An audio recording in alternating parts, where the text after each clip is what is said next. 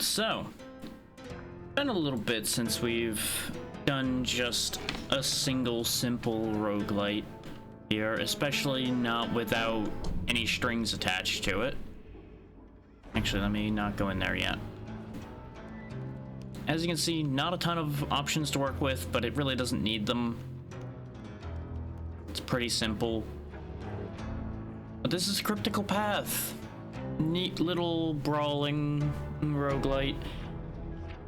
It's got a bit of a twist on pathing, as you'd expect from the title. I'll elaborate on that when we get to it. I was gonna explain it, but no. We'll get to that when I have actually got access to the map in front of me, and you'll be able to more readily understand what I'm talking about. So let's just get this ball rolling.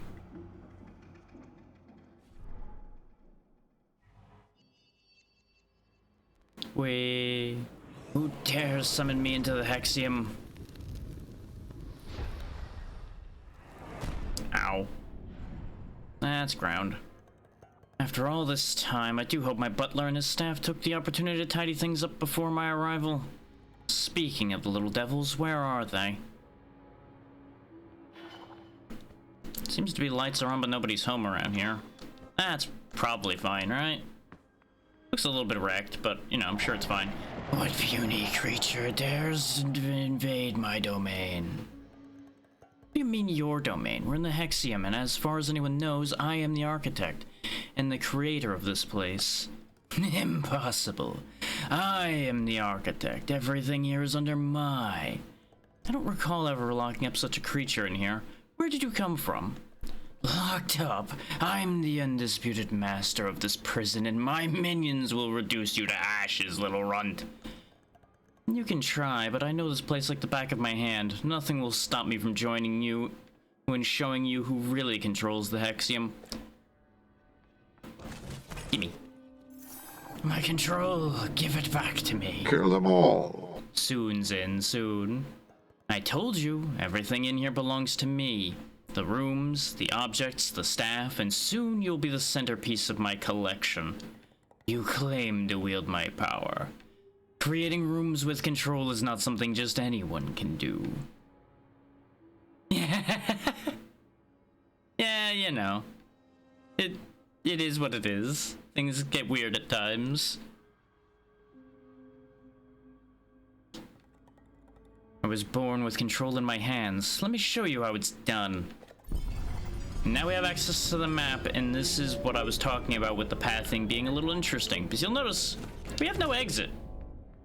You notice the minimap's full of rocks. We make the map however we see fit, based on the control we've gained. Welcome to the Hexium map. You're the master of your destiny. Build the rooms of your choice wherever you want and to carve your path through the Hexium. Gaining control. To place rooms, you need control. Clear rooms of enemies or find crystals to regain control and keep progressing through the Hexium. Right now, we don't actually have full control over what we place. But here's how it works. You literally just take these tiles and put them down. Based on how they connect, you'll have access to the relevant doors to get to those places. Perfect. My influence over the Hexium is still intact.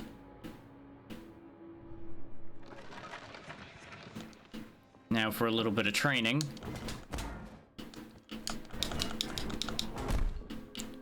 Oh yeah, that's the other thing, is if I press up an attack, I'll do a launcher. If I press down, I will slam down. So you do actually have a little bit more control other than just punching the orb at your enemies. Good, as expected, clearing a room of its occupants earns me control. I'll be able to spend it to create rooms and carve my path towards flushing out this imposter. If he thought he could throw obstacles in my path, he's in for a surprise.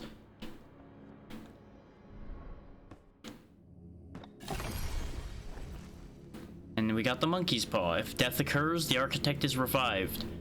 Now, interesting thing I learned because of doing the test run, this is a set item. You do not get anything else here. You will always receive the monkey's paw.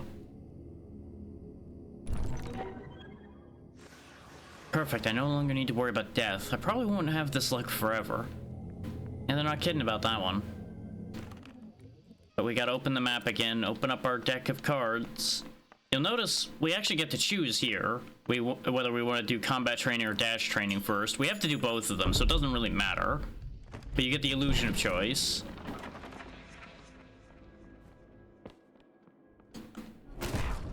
There's where it teaches about slam attacks. There's also these flyers that you need to clear out. Oh yeah, I forgot about the projectile. Press Y and you shoot magic out. You'll either gain or lose charges depending on some of the items you get as well. This is a bit too easy. Is that all he's got?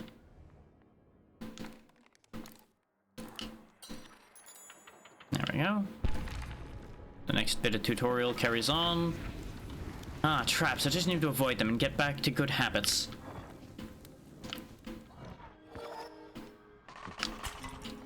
Thankfully, it actually gives you some real leeway on the attack dodging for this tutorial.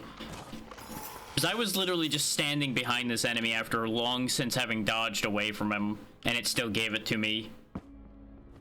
It's not like you have to perfect dodge for that to give credit or anything. Break this crystal and get more control. Control, control, and more control. My powers are returning. Soon I'll be able to build whatever I want. You still have a long way to go before you reach me, little wretch. But that's fine. I admire your spirit. We lose our tiles, but gain new ones. More importantly, all those rocks are gone. We have the run of the map now. Now, as you might imagine, that red dot up there is our boss for this area. As you can see labeled there. You also got arena item rooms, arenas, item rooms, all kinds of good stuff. Now, the kicker to what we'll be doing here is we need to actually make convenient pathing for ourselves here. Or at least somewhat convenient. Take note of those negatives over there, though. They'll be relevant later. As you can see, it lights up when a path is connected. Control limit. Pay close attention to the control meter. You can keep building rooms even if you're in the negative, but this will expose you to curses. Yeah, if you go in the negatives at each of those thresholds, you'll gain a new curse.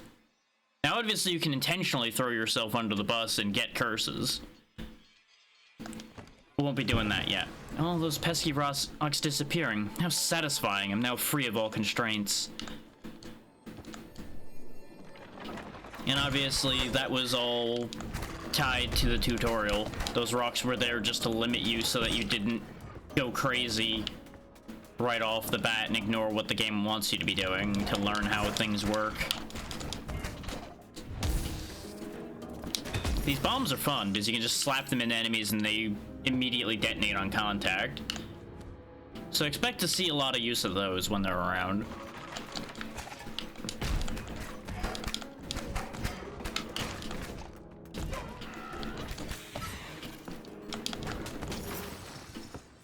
There we go. If I recall correctly, I can use the Hexium to teleport to places I've already been. That could come in handy. Your standard teleport to places you've been mechanic. Nothing crazy there. Typical item room. Get a thing. Thunderstone. Causing weapon damage has a 10% chance to generate an electric arc hitting nearby enemies. Flamebreaker Glove. Your spell now pierces enemies. Your spell damage is reduced by 50%, but gains 50% of its initial damage every time it pierces through an enemy. I like the sound of the Flamebreaker, honestly. Because I do like using my little spell projectiles. Because it does that when you use it right. And it is real good. This guy spawns the little fire coal rocks. Just get rid of that and you're good. So we have two choices here. We can't go down because there's no room down. Let's go ahead and go this way first.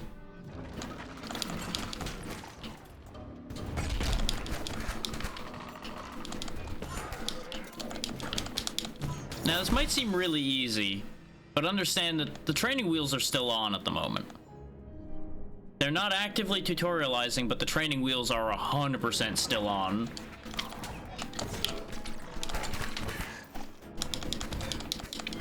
You'll be able to tell the difference once they take the training wheels off.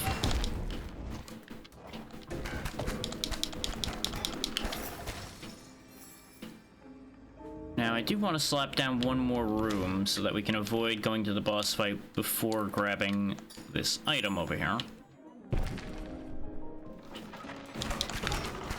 Take note of the fact that the room I've not been using is a healing room, by the way. You'll get 2 halves of a heart out of that. And it's important that they're separated halves because you can, you know, choose to only take a half a heart temporarily and then come back for the other one. If it was a full heart, you'd easily end up wasting it. Because you'll notice damage is dealt in halves, at least at the moment. Later on in the game, they might start doing full hearts, guaranteed. I don't know that yet.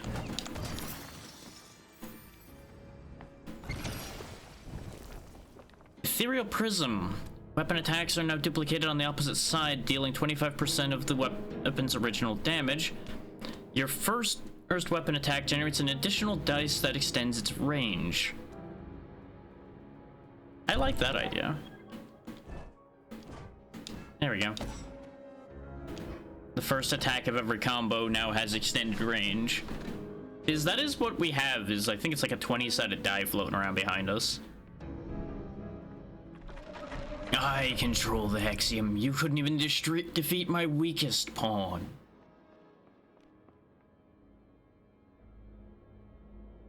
That's your weakest pawn, huh? Training dummy? It's looking at me. Oh no, it's spinning. And it's bigger now. So yeah, your tutorial boss just kind of exists. Such indignity, watching you flaunt that stupid monkey's paw that makes you invincible against a poor, harmless creature. It's pathetic. Ha, I won't need it to eliminate you. Look, I got rid of it now. Now show yourself instead of hiding behind miserable puppets. You're nothing but an insect in my eyes. You've proven nothing to me yet. I have every right to expect more from you. I will take you somewhere worse, much worse. Prepare to die. And away we go. Ah, my Lord Master, what a relief you're alive, and in possession of your beloved weapon, the icosahedron, no less. Magnificent.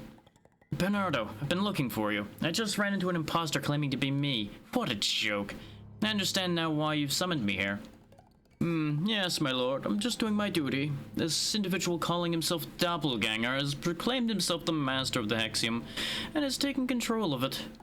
I also fear that your guests have undergone, shall we say, unfortunate transformations. Yes? Ah, yes, I see the prisoners. Yes, anyway, what's your point? My point is Lady Ovenwoe, Master. I fear the worst when it came to her. She has unleashed herself, and I do mean that in every possible sense, if I may say so.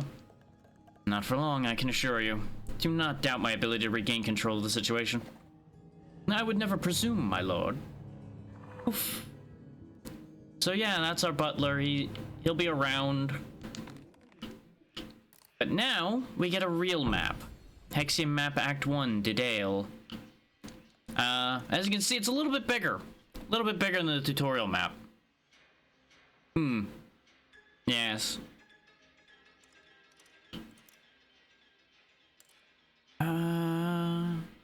Okay, I think I see what I want to do here.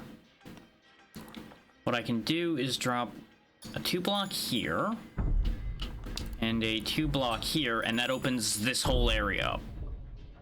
We're out of control for the moment, but we have a lot of rooms to regain control with.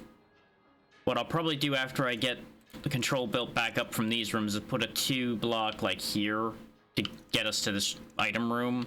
2-block going vertical, 2-block here, 1 block there. We're done. Just bear in mind, you only get a little bit of control per room unless it's a room with a crystal in it, which seem to be pretty rare. I thought I could clear that. Turns out I can't. I had never tried jumping over one of those before, so I needed to know. That, of course, has led to regret. And how are things going, Zin? Now that I'm done making sure I keep all the lines rolling there. because there's a lot of dialogue front-loaded as per pretty much usual. We can take a look at the shop. Oh, right, I remember now. Welcome, O great explorer of the Axiom. I am Bolivario of the pop-up shop. What are you doing in this strange outfit, and what's the connection between a shop and a combination blacksmith and a pirate? Don't worry about the details, my dear customer. All you need to know is for a modest sum of hexer, I offer you the chance to unlock the acquisition of a new item, which you won't find anywhere else. I see. Well, let's go with it. I don't suppose everything needs to make complete sense. Buy this item and own it for life, or this adventure, whichever ends first. But hey, as a free bonus, you'll be able to find it again during your future expeditions. So in this case, we got the Poisoned Chalice. We take an extra half a heart of damage, but we deal double damage. So basically, deal and take double damage. Sure, you know what? Why not? Item unlocked. Poisoned Chalice. This item can now appear in the Hexium. Hooray. And over here, there's a bunch of other things you can buy. Some of your basic items. Ooh, killing an enemy spawns an infinite echo dice, dealing 25% damage. I wish I saw this before I bought the other thing, but we can come back to the shop, thankfully, anytime.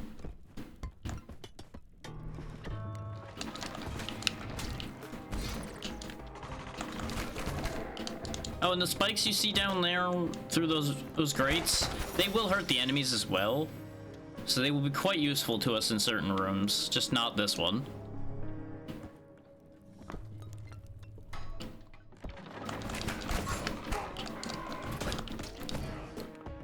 Also, I definitely went back and forth as to what voice I wanted to give Bolivaro, and it may change again at some point, since that decision is not, like, fully fleshed in my brain yet. And you can probably guess that that's just the butler wearing a different costume, considering you can still see his mustache.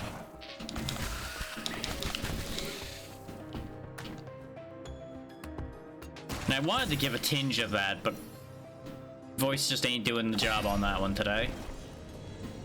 Ooh, your spell generates a copy behind, above, and below you. Sure, we'll shoot in 4 directions at once. That sounds completely fair and balanced.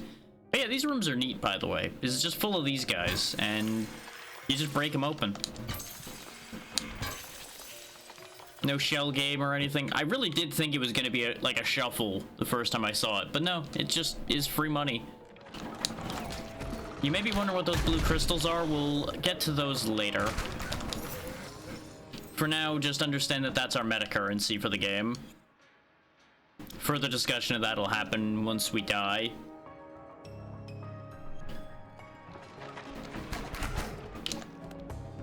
Boop.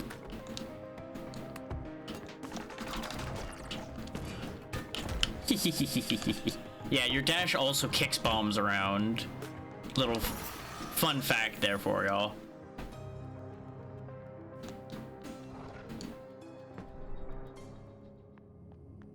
Go ahead and get us another item. Cheap bracelet, 25% boss damage, or the suspicious serum, extra attack speed and damage. Yep. Go ahead and jab that in me, boss. It'll be fine.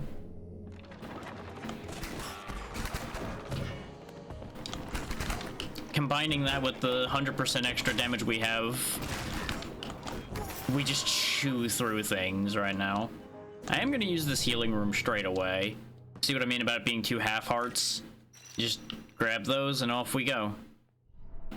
Unfortunately, with the double damage we're taking, that is only 1 more hit, but it's still better than no more hits. Oh yeah, in case you're wondering, you can't leave a room until the fight's over. No running away. Everything in the room has to die before you can leave. So, you know, best be making sure you know what you're getting into when you get into a room.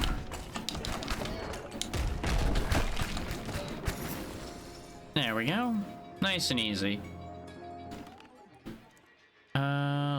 Let's go ahead and warp over here. I might have wasted some control because I didn't pay attention, but I'm pretty sure you don't cap out at 10. But maybe you do. But we'll go ahead and slap a room here. We are going to end up slightly short, I think, total. So I'm being greedy. But we'll go ahead and open up both those paths now. It is kind of neat that all the enemies in here are like candles and candle-based things.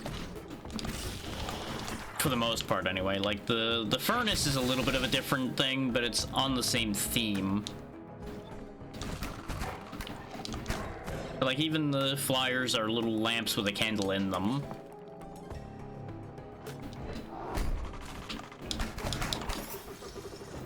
There we go. Room cleared. Onward we go. Ascension Bangle. Every 15 critical weapon hits, you become ascended for 6 seconds, rendering immune to damage and dealing 3 spell damage every 8.1 seconds. Or just some faster spell cooldown.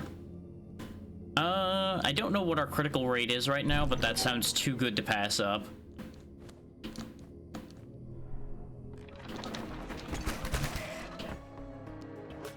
Not that we need critical damage right now, considering things just get shredded by our current abilities.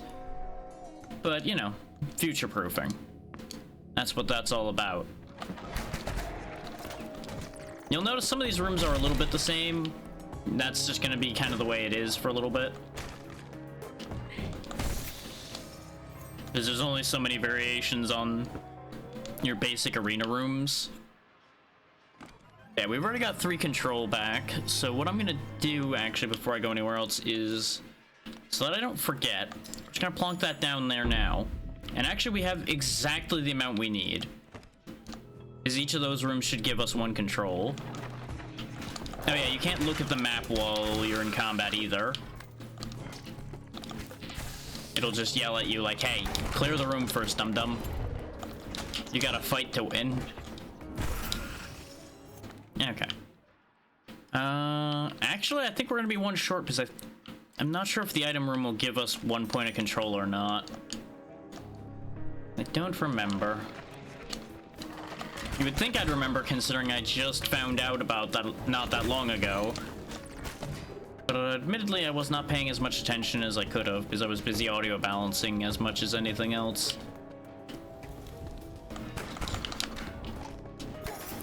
Now, admittedly, there is one workaround we have, in that you can give up your items for more control.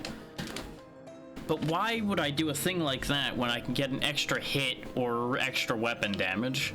In this case, since we take extra damage, I'll take the extra hit. Because that more or less brings us back into line with your starting health.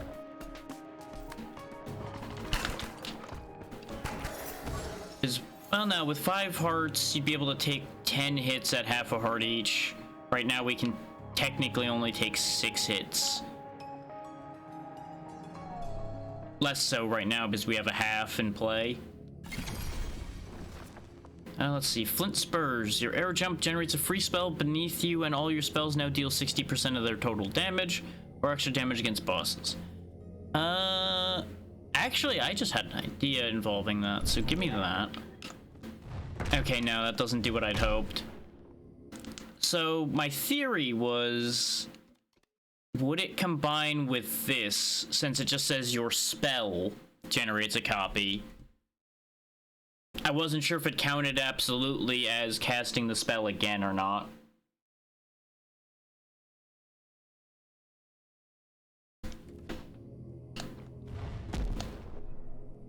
But either way, enemies beneath us better watch out, because we can just rain death from above now. More so than usual.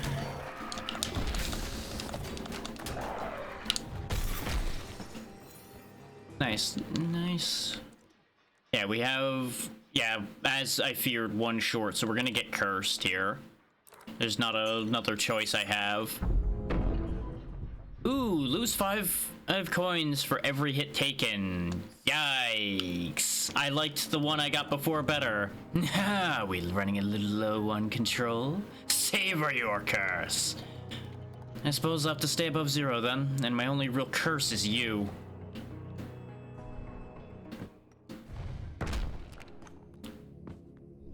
Yeah, because the curse I had gotten before was, I think, just slightly reduced spell damage or attack damage. One of the two. Might have been damage in general. Which really wasn't that bad, considering the rate at which this game gives attack bonuses so far.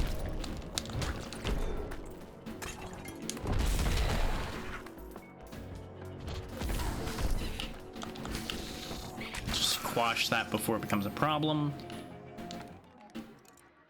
Oh, you know, I just realized a problem with my pathing here. We're gonna go to the boss before we get to the rest of those rooms anyway. So, it might have been a waste, because I think you get pulled out when you fight the boss. Well, guess that's just gonna be what it'll be. Unless oh, I don't have to fight the boss. I didn't actually go to the boss room for the first real boss when I did my test. I kind of purposely threw so that I didn't go too far.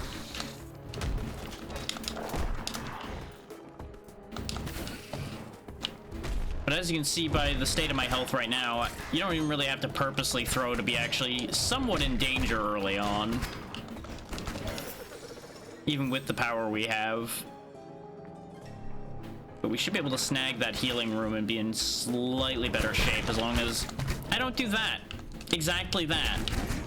That's exactly what I was going to say I shouldn't do, and the second I went to even mention it, it happened. So these guys are kind of brutal anyway.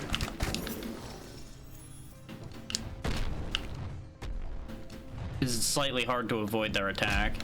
So we're actually down a heart rather than up a heart like I'd intended us to be. That's inconvenient. I may as well go ahead and just get this last room too while I'm here.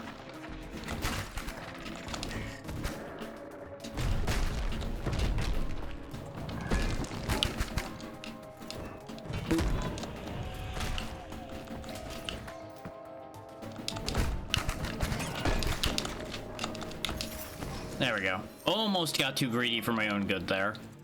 Okay, so boss time it is, because we don't have any other options. With 2 hits to my name, this is gonna end well. My lord, I hesitated to inform you of a minor detail. Let's just say that you might find Lady Ovenwoe changed. Changed? What do you mean by that, Bernardo? I'm afraid his appearance has not been spared by the madness of the doppelganger. Furthermore, it could turn out to be more aggressive than ever before. The stupidity of this imposter continues to amaze me. Alright, time to get to work. Onwards and upwards, my lord, attack!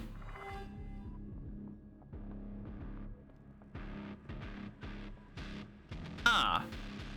I'm gonna assume that's Ovenwoe in the back there, considering the name Oven.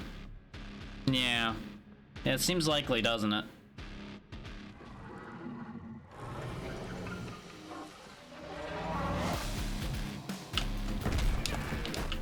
Okay, that does contact damage. I should have assumed. Ah. So they take... Okay, so they're the actual enemy, not the oven. Yeah, I reacted incorrectly there. Start over. By all means, try again. I can't get enough of watching Lady Ovenwoe roast you slowly. Wait, what do I spy there? Exactly as I suspected, you're in possession of the icosahedron. I delight in seeing you again, my little friend. Our destinies cross paths once more, but one day it will be mine.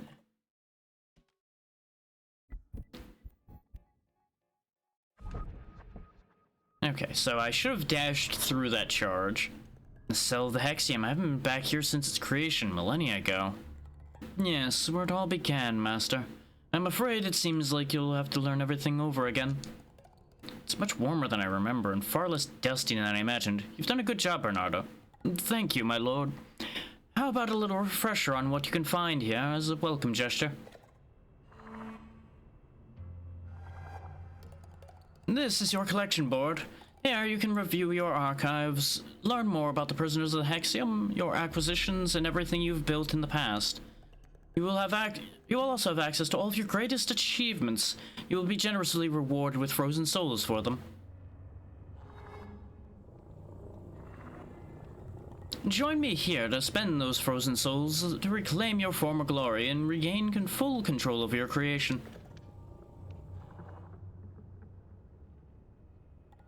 And step through this portal to return to the heart of the Hexium, and there you can try to reclaim the place that is rightfully yours.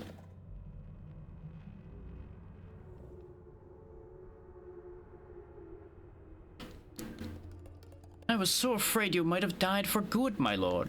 Me? Dead? In my own creation? Preposterous. It's true I may occasionally fall into my own trap, Bernardo, but at least show me some respect. By the way, I know where the souls sealed in my icosahedron go. Quite the interesting paradox, really. Sealing souls from the Hexium into the Hexium. A frightening thought, Master. However, you know as well as I do, theory suggests that these souls will resurrect sooner or later on their own. A vicious cycle, in short.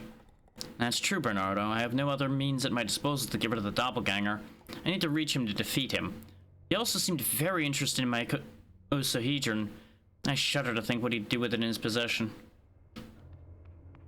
Yeah, there's me a dialogue at each of these stations as well. I borrowed your magic to draw and animate them. I hope you don't mind. Tell me, Bernardo, is this puppet theater supposed to be my collection board? Indeed, my lord, my master. I crafted it for your return. I also added some soul fragments for your pleasure. Excellent. It pleases me indeed.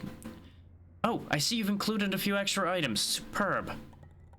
Yes, as I was telling you, here you'll be able to review your greatest accomplishments, and for your utmost pleasure, catalog the creatures and other iconic elements of your Hexium. Truly magnificent. I will tidy things up. My collection, my trophies, soon you'll return to me. So yeah, this is where you'll get bonus souls for doing, basically, achievements. Like buying talents, buying shops out, falling into the void, dying a lot, breaking things, winning various bits and bobs. And of course, here's all of the enemies, which is where you get further proof that these are all candle-based. Is you got the Flame Fang. In the Hexium, criminals are transformed into living candles by the doppelganger. With only their teeth left to bite, they now wander aimlessly, desperately seeking a morsel of flesh to nibble.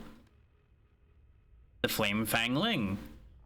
A band of goblins, small but mischievous, imprisoned by the architect for stealing plans of ultra-powerful explosives.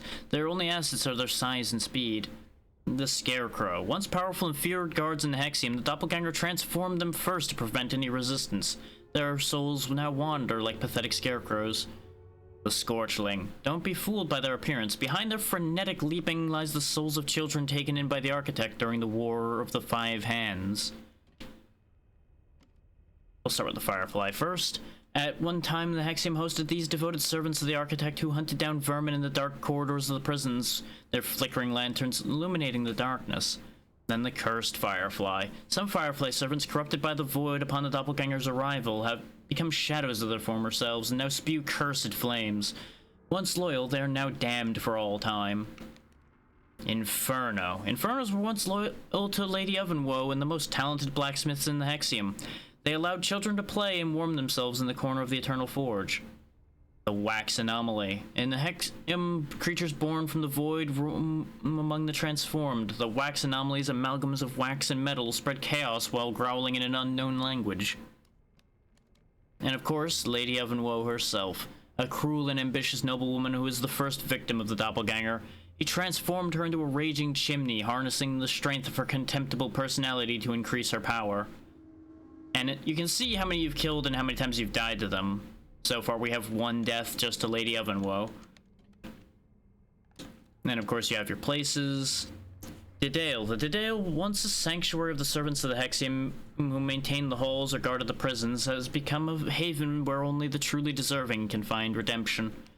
The Timeless Rooms, the frozen rooms designed by the architect to control the Hexium, remain intact despite the world fracture. Only he and his faithful butler Bernardo can access them. Hexium Cell.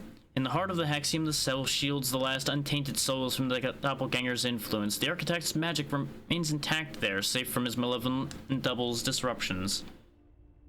Notice the fact that there's only 5 entries in here, so this must be a 3-act game, at least at the moment. Whether it becomes more later, who knows. Got descriptions of all your rooms. I'm not going to read all of these. Well, no, they do have actual flavor, so I'll go ahead and read them. Arena room. Pillars of the Hexium. Arenas are the corridors, prisons, and even refuges of its captives. However, a deep sense of hostility now permeates every corner ever since the doppelganger took control. Biome entrance. The entrances to the biomes are one of the few places still under magical control of the Architect, which protects the passages from the doppelganger. Arena item room. Some of the doppelganger's forces have gathered here to protect the last few chests of the Architect's possessions. Boss room. Before sneaking in, it's advisable to gather items and properly prepare yourself. The most terrifying creatures lurk here, leading their master's army in the reclamation of the Hexium. Control room. The Architect's first room remains his favorite. At its center, a crystal holds the magic of control, enabling the creation of rooms throughout the Hexium. Item room. This chest first appeared when the Architect sealed away various artifacts in the icosahedron. Today it symbolizes a treasured legacy, granting the Architect enhanced powers with each acquisition. Treasure room. Here lies a treasure trove of Hexor, riches stolen by the prisoners before being sealed away by the Architect. Found scattered throughout the Hexium, Hexor serves as currency in the shops. Healing room. The Architect used magic to seal away his vitality inside frozen chambers guarded by his control. Reserved for his companions, these are havens of healing during his journeys. And last but not least, the shop room. At one time, the sounds of the Eternal Forge echoed through the Hexium. Now only Bolivaro's shop, run by a new age blacksmith, is open for business to sell his creations to any daring soul who stops by. And of course, in characters we have the Architect. Born from the shattering of the primordial soul, the Architect protects his loyal subjects and judges the prisoners. As the creator of the Hexium, he's the only one who can restore its lost balance. Bernardo. Despite being the Architect's very first prisoner, this butler remains loyal. His powers are unprecedented as his ability to disguise himself. Most notably, however, he cannot be controlled, much to the doppelganger's dismay. Bolivaro. With unmatched skill, Bolivaro will craft the finest artifacts for you, assuming, of course, you have enough clinking and clanking Hexor to spend. And we won't look at that last one because we didn't actually encounter them yet. That happened when I did my test play too, even though I did not see them, so I'm going to keep that one under our hat till we actually run into that character. So you can guess a bit about them just having a look at what is there already. And of course our items, I won't be reading these because we already read them as they came up. But this way the exclamation point goes away. And I'll just ignore the other exclamation point so as not to give away anything about that one. And just speed scroll through here to get rid of those exclamation points. Very good. Now, more importantly, over here in the talent menu. Sir, have you noticed you now have in your possession some soul fragments, enough to finally regain control of my creation? I know, Bernardo, I must collect them and bring them here in order to restore my full power. You are in quite a terrifying mood today, my lord. I mean, you'd be a bit grumpy too if your entire workshop and everything has been turned on its head by somebody claiming to be you. Ironically enough, even though I got further in that run, in this run, than I did in my test run, I actually got less souls out of it, which is interesting. Obviously, we want warm welcome, so we get an item every time we enter. And I want an extra hit point. Now we have an actual choice to make, though. Start with 15 coins whenever I enter the Hexium, higher chance of higher rarity items, or environmental objects have money. I would have really liked to have the excess materials as well, but I just can't get there. I would have had to have grabbed the piggy bank instead of the extra hit point. And as you might imagine, an extra hit's kind of important to me. So that's where we're at on that one. I'm gonna go ahead and take the extra starting capital, because it also brings us next to the change of heart here, which can turn one of the half hearts into a full heart in the healing rooms, which will be quite useful as well. Oh yeah, you want to see something funny? Let's go back to the beginning for a second, actually, because there's something kind of funny we can do in here. Actually, I might be able to do it. Oh, I didn't even realize there was a training dummy down here. Wait, what's this? Oh, you play with bombs. Okay. Didn't even realize that room existed.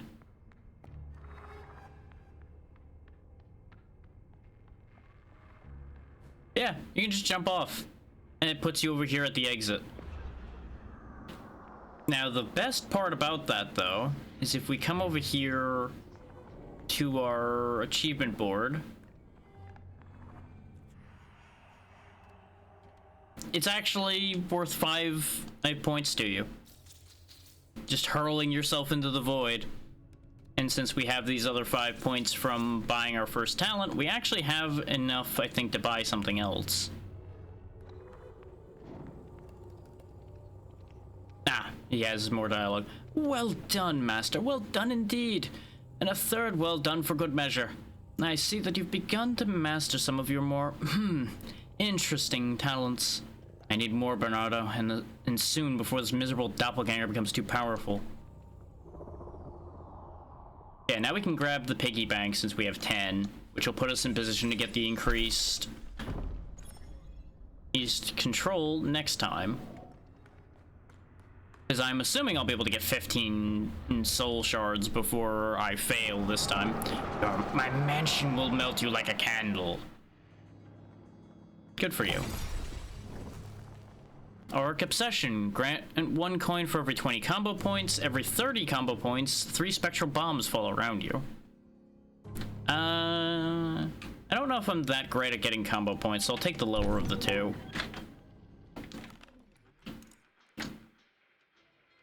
Okay. I see a path here, I think. So the path sucks slightly. We're gonna have to spend 6 immediately, pretty much. If I was 1 tile higher, I could have put 2 here and connected both of these, but unfortunately, that's just not how that's gonna go right now. So we put those down. We can put a 5.1 here, a single here, a single here. Actually, no. If I put a double here, I can put the single there, and then a single there. And then finish off with a single in either of these 2 locations. And that should work it all out quite smoothly, quite nicely.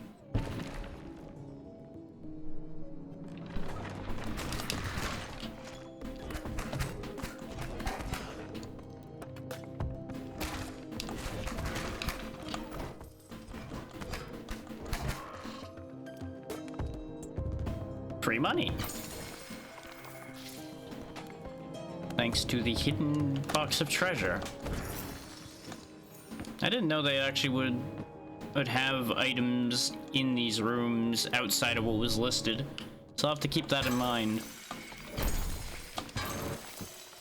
And here I was thinking I was gonna need to worry about money, which was part of why I took the money bonus, as you might imagine. I need to get used to the fact that I do way less damage now, both with my magic and with my regular attacks. Go ahead and scoop up the item.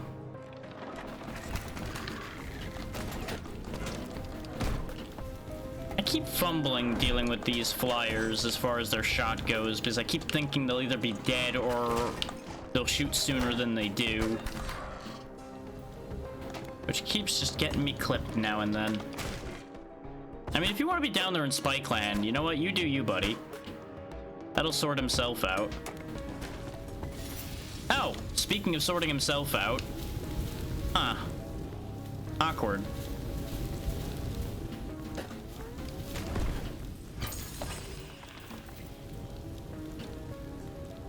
Well, so much for that other half a heart, but you know what? It was worth it for the extra money.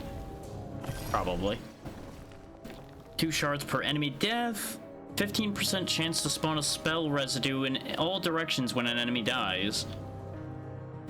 I mean, these are homing and these are spread, so I'm gonna take the homing, because they're basically the same thing. And the homing one's also guaranteed to happen, so I don't really know why that would be much of a trade to even consider, really. Unless the spell does way more damage than the shards, which is entirely possible.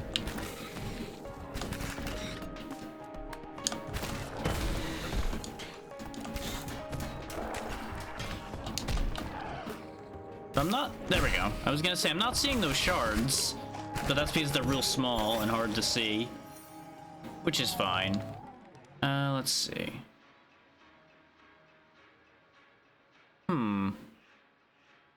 Yeah, I realized I miscalculated anyway, looking at this. I actually have to put a 2 here. So if I put a 2 down here, I can't actually reach. So I'd need to spend 8 to go across that.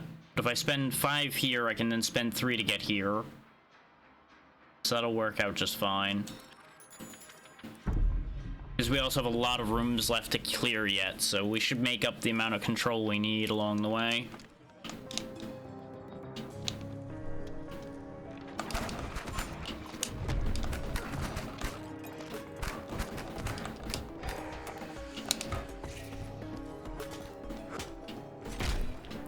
I wanted to do something funny and I got very heavily punished for it.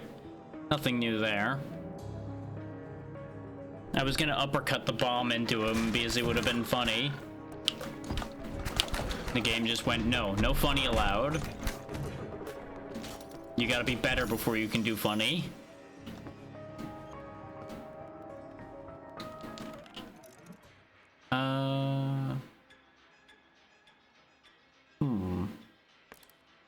Yeah, I think I am still gonna do this.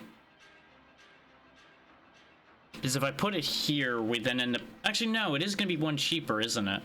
Because if I put it here, we then have to put a 5 across here, but if I put this here, we have to spend 6 to get to the 2 places. So this is more efficient.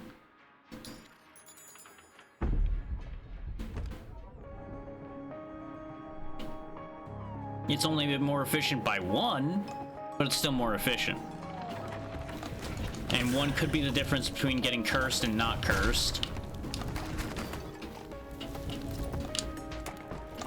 And Lord knows I can be plenty cursed enough on my own.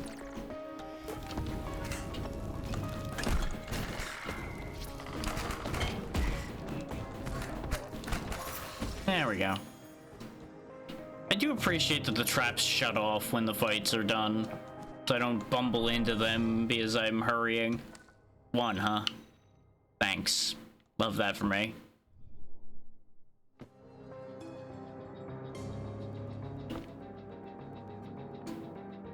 I'm assuming it's because of how early that one was. And I could teleport, but it's quick enough to just run across here that doesn't much matter. If I had to go further, I would consider the teleport. Him being backed into that corner there was actually really bad for me because I couldn't dodge through him to guarantee avoiding that attack. It's a good thing I have that extra heart, huh?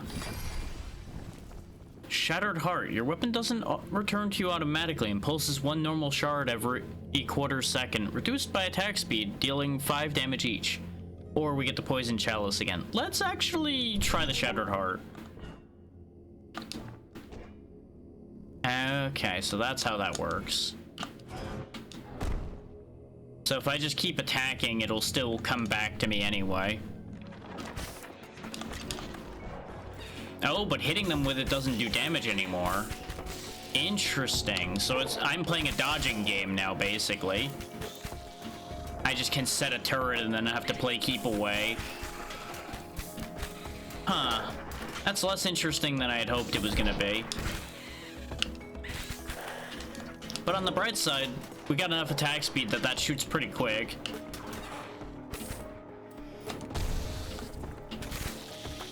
This might be good for while I'm learning, though.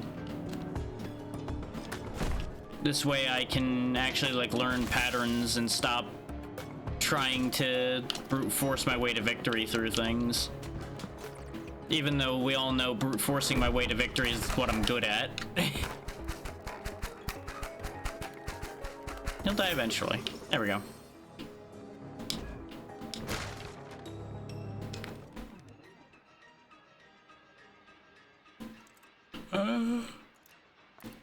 Between the two, I think I'd rather go this way at the moment.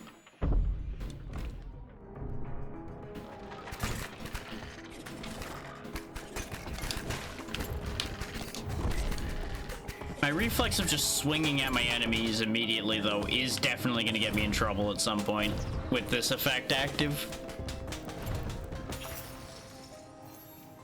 Like, there's not even a question of that backfiring on me at some point. Let's see. Celestial Pack, your all becomes a small black hole, pulling in nearby enemies and dealing 2 damage every half second. Or the Ascension Bangle that we saw before, 3 control, and half a heart. Electric Heart. Your weapon no longer returns to you and pulses faster and faster, generating electric arcs that deal 10 weapon damage. Will these combine if I have both of them? Let's find out. Item unlocked. Electric Heart. Oh, it does combine. You know what? Works for me.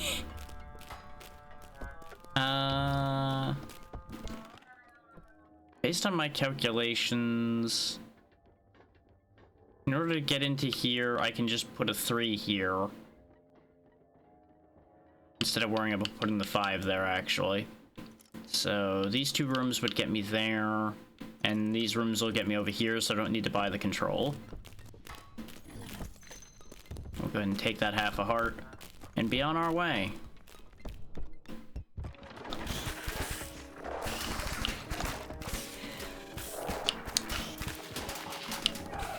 That's actually really powerful.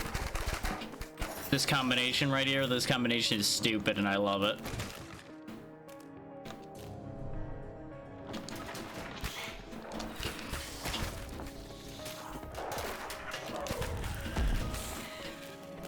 I'm just out here playing dodgeball to a certain degree now.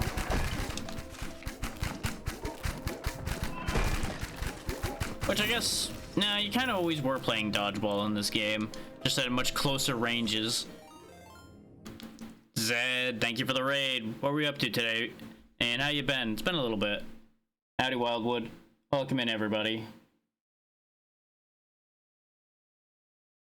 You're just in time for me to be learning about Cryptical Path here, which so far has been very interesting. We kind of have completely changed the dynamic of our attack.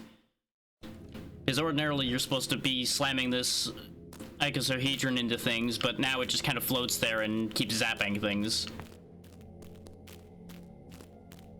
There's Zed. In case you didn't catch it before, thank you for the raid. And what were you up to today? My automated shoutout unfortunately doesn't tell me what people were playing. It's one major flaw. But hopefully you had a good time, and hopefully everybody coming in enjoyed themselves. Entering a hostile room generates 10 shards. Ah, nice, nice. Hopefully everyone had a good time with that. It's been a while since I've really even looked at anything tabletop based, but that is a good thing to play around with. Yeah, I'll take the extra shards on entering a room. Because now I just have rapid fire on my orb immediately. You know what? This is as silly as I hoped it was going to be.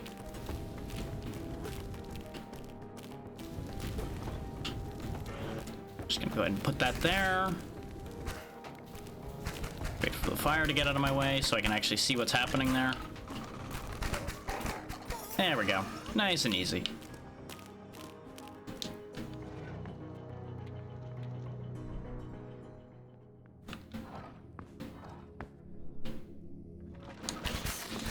Yeah, to give everyone a primer on what's going on here, we are the architect. We created this place, but unfortunately a doppelganger claiming to be us has taken over and ripped the whole place apart, transforming basically everything and everyone in here into horrifying versions of themselves. And we've got to take back control and put things right.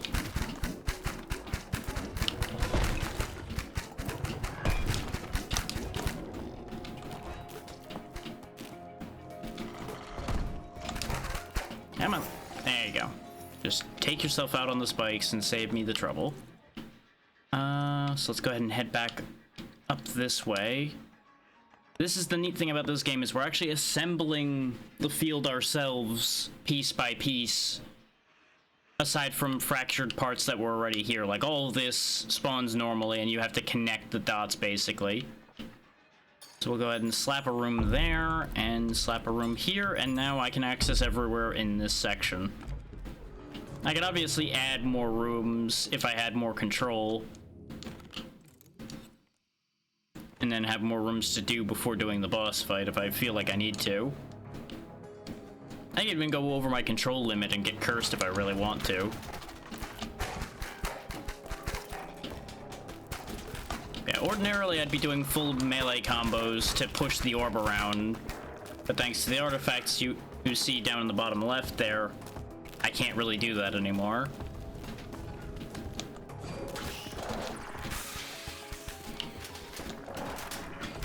Because these effects are actually from two separate artifacts. There's an electric heart that makes it do the zapping you see it doing in the middle there, and then the silver one next to it is what's making all those projectiles.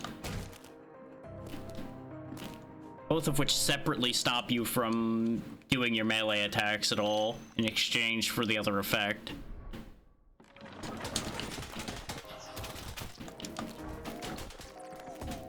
This is the first time I'm actually properly playing this, because it came out less than a week ago at this point, I think? Somewhere around there. Might be slightly longer than a week. Time has been funny as usual of late, so I cannot 100% guarantee exactly when. And in an interesting turn of events, I was actually originally going to be doing Avowed today, since it came up on Game Pass, but it was causing me a weird issue, so I just kind of shelved that for now. If I fix the issue, I may bring it up and around eventually, but for the time being, it's kind of on the back burner. It's also not super my thing anyway, but it's interesting enough, so I was gonna at least give it a day's worth of screen time.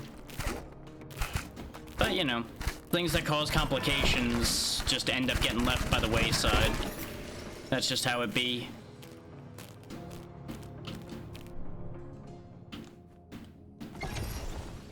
And I may as well plug this while I'm thinking about it. Oh, first I'll read this off. Hot sauce. Dashing through enemies generates an explosion dealing 15 damage. We'll go ahead and go with that.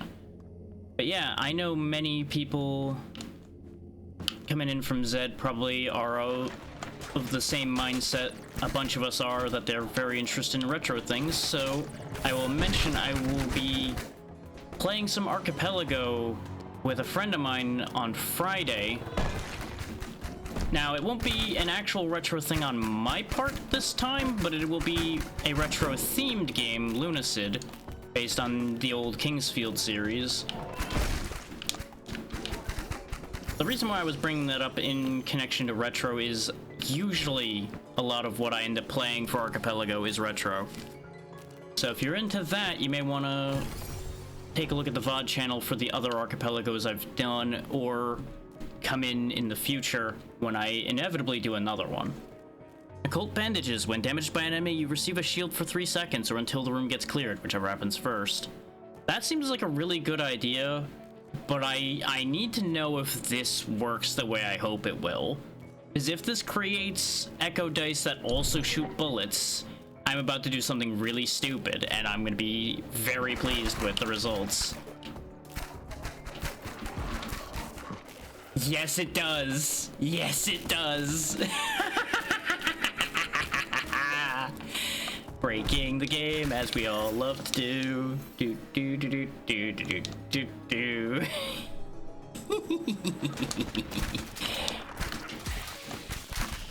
How is it that in my first proper run of the game I find something this ridiculous? That is either a great sign or an awful sign for this game, depending on how you feel about such things. Personally, I find it very funny. We could go back to the shop right quick and buy more things, because we have more money. What else did the shop have? I don't remember. Oh yeah, I could get the bangle or the celestial pact. I don't really think I need more control. I think 7 spare when we're going into a new area is probably gonna be fine. If we even survive this boss fight, because I could still mess this up completely. I also don't know if we're technically doing weapon attacks anymore, so yeah, I think we'll just leave those on the table and go get this boss fight done.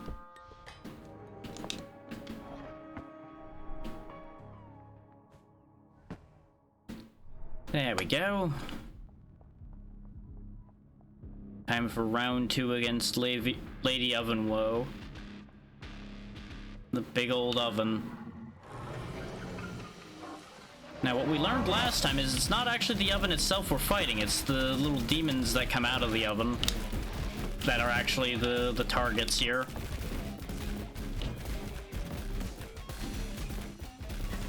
Okay, wow, they are like easy combo mode. Okay, that's pretty funny that they slam into each other. This is gonna be slow play mode here, but you know what?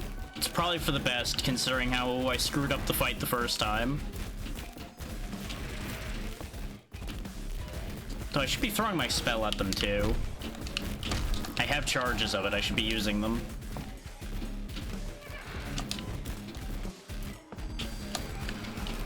I do appreciate how they actually kind of try to bait you out by having one slam down and fall over and then the other one comes charging in. It really is a perfect bait for somebody like me that gets really tunnel vision-y when they see a target in front of them sometimes.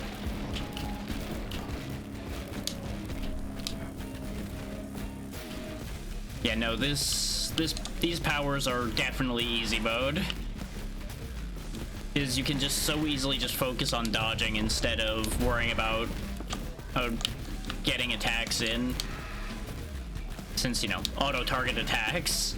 Of course, I say that, and no sooner do I start jawing away and I start getting hit stupidly.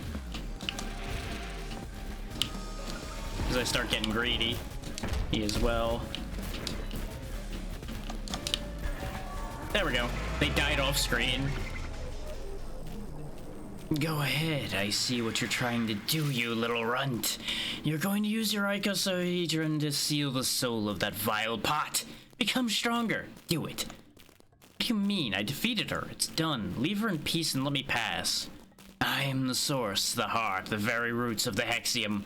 No one can withstand my army here. My will controls the souls here, and you will soon pay the price. Now, back to square one for you.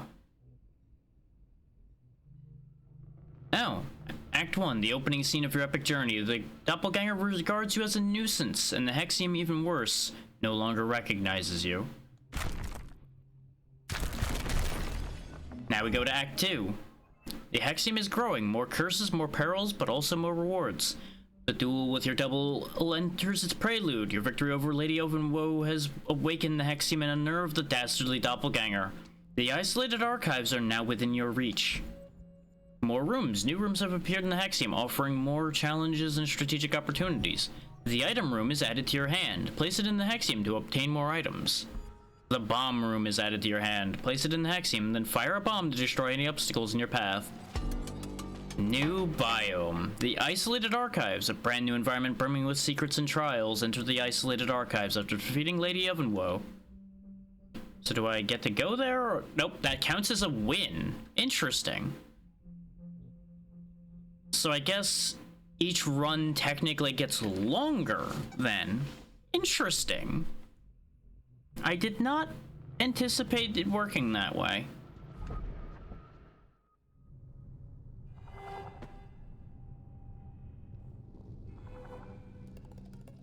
Hello, little adventurer. I have plenty of challenges for you. Come, prove your bravery, and you won't be disappointed by what I have to offer in return.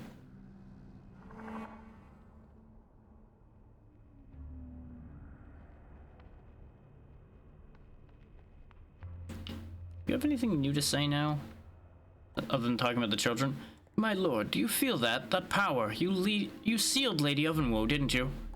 Yes, just now, but it was far more terrifying than I dared to imagine. That anger, that sadness. What do you mean, Master? I don't know. I've never seen anything like it. It was as if I had broken something without destroying it. And since then, there's been this smell. It's familiar somehow. Ah, that. It's the Isolated Archives, Master. That acrid smell of burnt ink mixed with thick dust is unmistakable. I believe you now will be able to delve a little deeper into the Hexium. Good, a quick visit to the Dale before I seek out my greatest trophy, Lord Bookworm. Or at least what's left of him.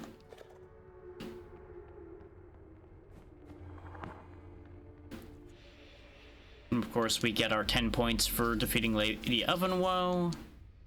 And I don't think there's anything particularly new in the Codex, other than we can look at Donna Raffaella now.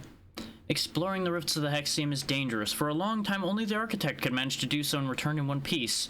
Brave Lady Knight Donna Raffaella defied the impossible and also made the attempt, but had to settle for returning in 2 pieces. And of course we have our new items that we picked up, but I've read those already. Just getting the exclamation point out of the way. Kind of wish there was a mark all as red button somewhere, but it's fine.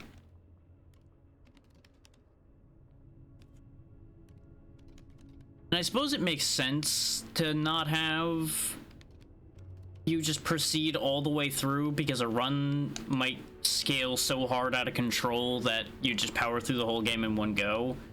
Because I've definitely had that with a few of these types of games before. I obviously want the extra control, so we'll take that straight away. Gold chests have a chance to contain half a heart is tempting. As much as I would like the rarer items, I really do need one of the 2 increased healing options, I feel, for when the runs get longer. And since gold chests are pretty common, because that's only the ones in the treasure rooms, but they do seem to be a little bit more common than actual healing rooms, I'm gonna go ahead and take this, at least for now. And control is more of a concern than money is anyway. Oh, but... oh, pots having healing would... I might have wanted to look further ahead. It's fine. We'll get there eventually regardless.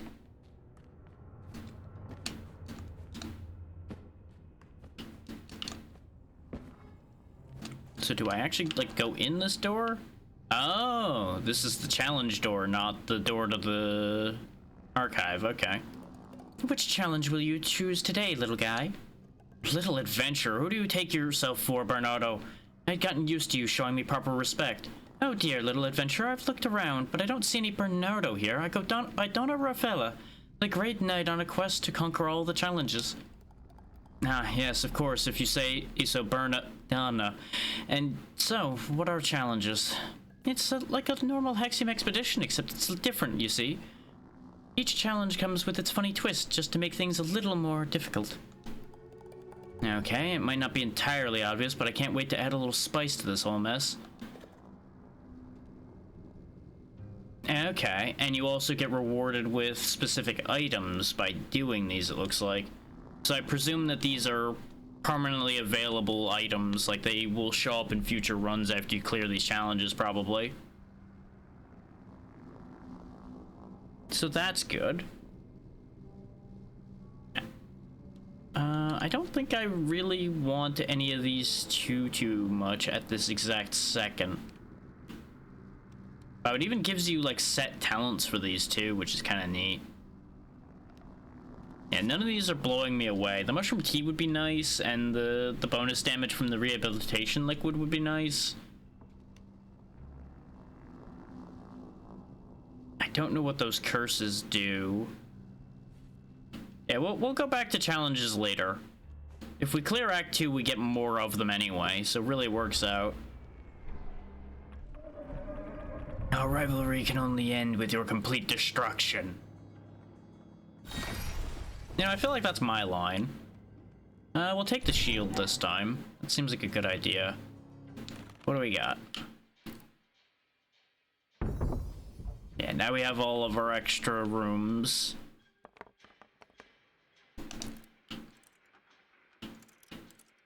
Oh, there's elite rooms now. Okay.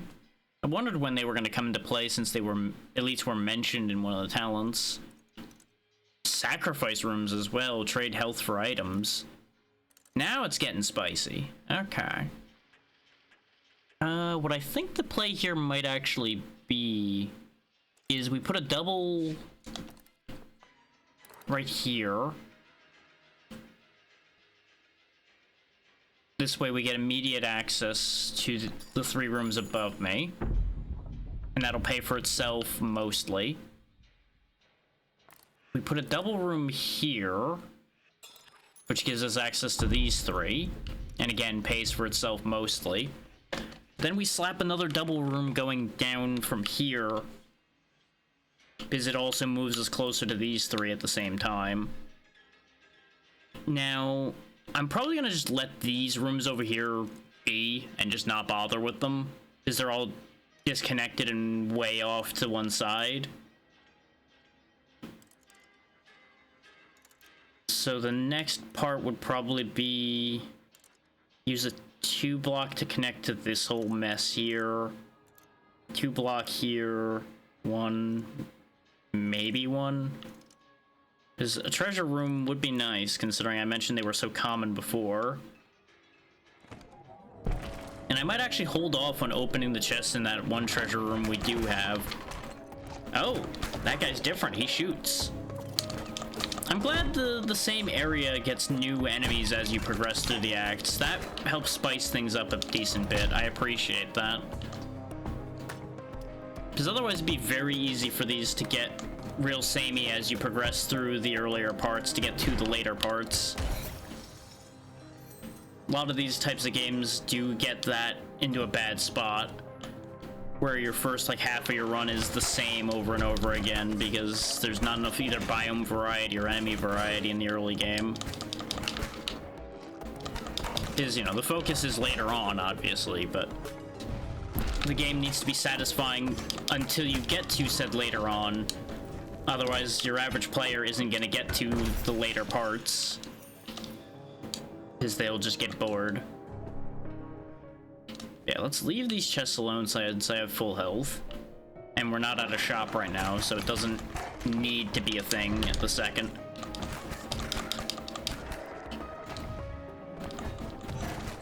There we go.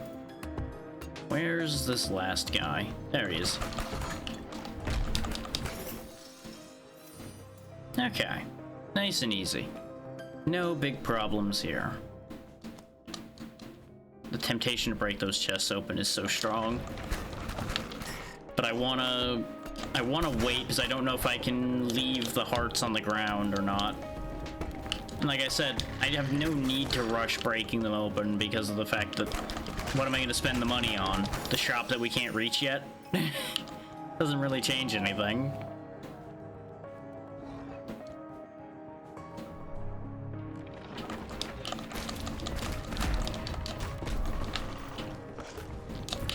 Ooh, I like the idea of the rotating shot Firefly. Don't know if I'm gonna enjoy dealing with them, but I like the idea of that. Oh, we got a different club guy who's a little quicker, and his spikes go further, so that's just all around upsetting. Because the big hammer guys have been like the bane of my existence to begin with, so making one that's faster is just... I mean, mixed bag, really. The more I think about it. Yep, we also got blue fire guys now. Don't know what you do, but die. Earring of Boreas. 10% damage for every second you remain airborne, resets upon landing, and spell cooldown.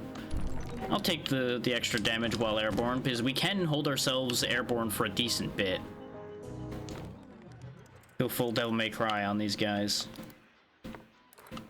Place our vertical pathing there. Oh, that's what the bomb room does. That's what they mean with that.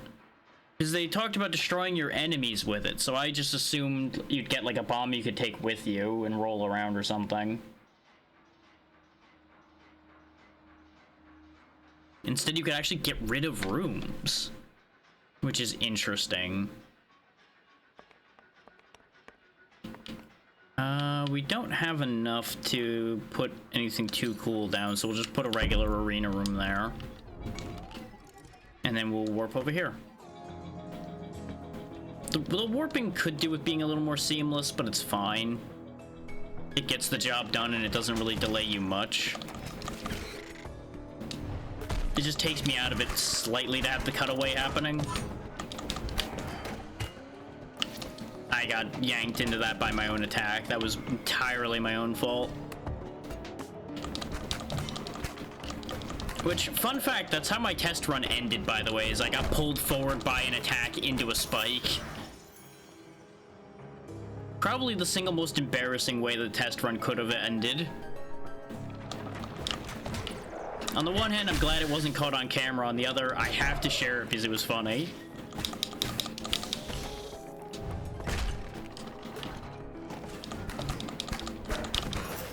Is it?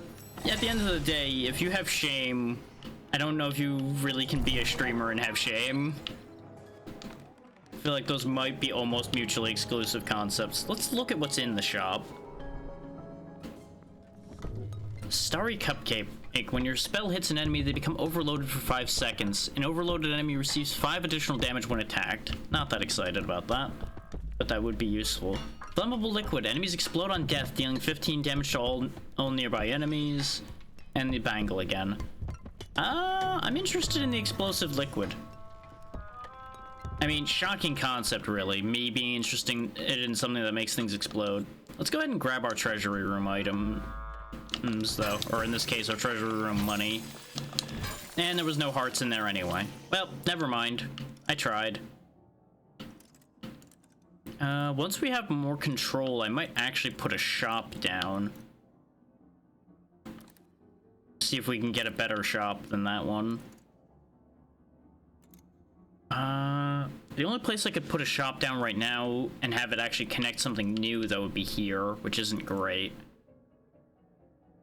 But if we just put a 5 block down, we can actually just connect to that shop. So yeah, that's how we'll do that here in a minute then.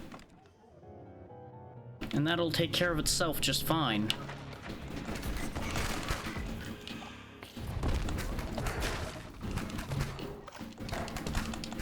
There we go.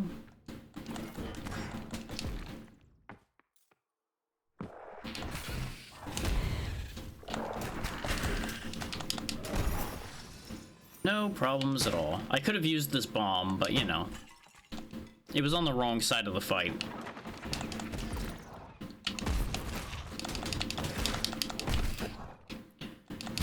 Order of operations failure on my part there. Ah, that's why. I wondered if one of them had just wandered off and that's where that other one came from, and I'm like, that's unlikely. So where'd the forge go? And the answer was just over there. Just chilling. Oh yeah, you can look around a little bit with the right stick, by the way. Not a lot, but it'd probably be handy for finding some of those little secret cubby holes that we've already spotted 1 or 2 of.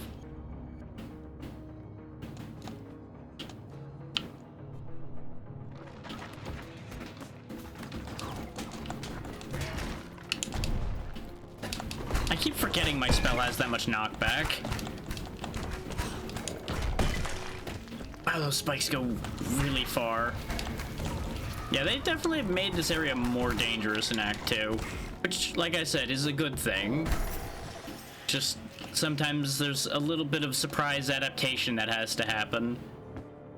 Even though I already knew what those things do. I just did not think of it.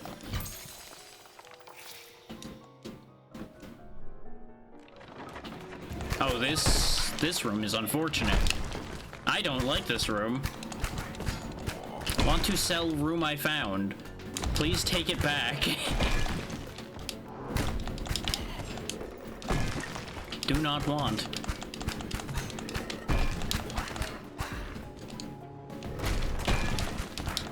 This isn't even an elite room. I still haven't seen those yet. Kind of worried about what those are gonna have, if I'm honest.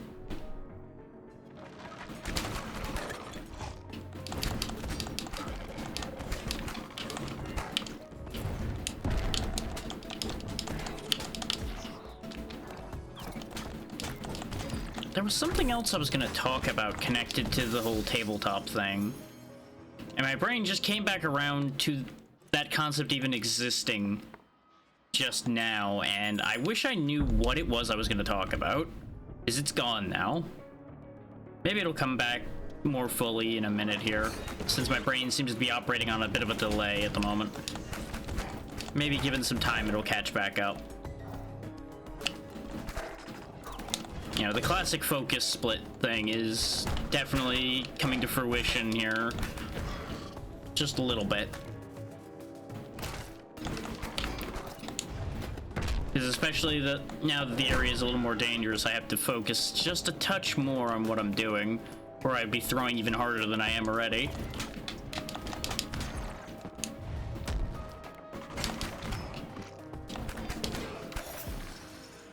Which, in regards to this game, I only have one small complaint, and that is B button doesn't do anything. Why does the B button do nothing? Why didn't they give me a use for that button? I keep finding myself tapping that button thinking it's gonna do something, and then it just doesn't do anything.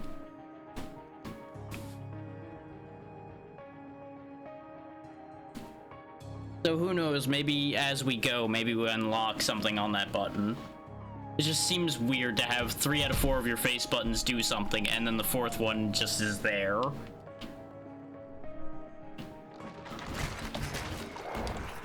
Now that said, I'm glad that they didn't put the dash on B, because I much prefer it being a shoulder button. But I suppose if somebody wanted to, they could remap the dash to be B if that's better for them. So that's one positive to them not using up all of the buttons. But at the same time, if you're gonna remap buttons, you could also just switch whatever's there to suit you better anyway. It's kind of 6 of one, half dozen of the other at the end of the day. Okay, we already broke open the treasure room. We can go buy some health, though. That might be a good idea before we do the elite room, because we are hurting a little bit. And if I buy the 3 control, we could put a 5 here and then a 3 here and be able to connect to the sacrifice room. The catch to that is we're already hurting. I could, at the same time, though, buy the control and use that to make a healing room. I think that might be a good idea. It'll make our placement here slightly less efficient, because we'll have to use 6 instead of 5 to get there. But I think that's fine. This way we have a healing room before the boss fight, though. Because I'm going to take the risk on doing at least the first elite fight as we are. Okay, it makes every enemy in a room elite. Ooh, okay.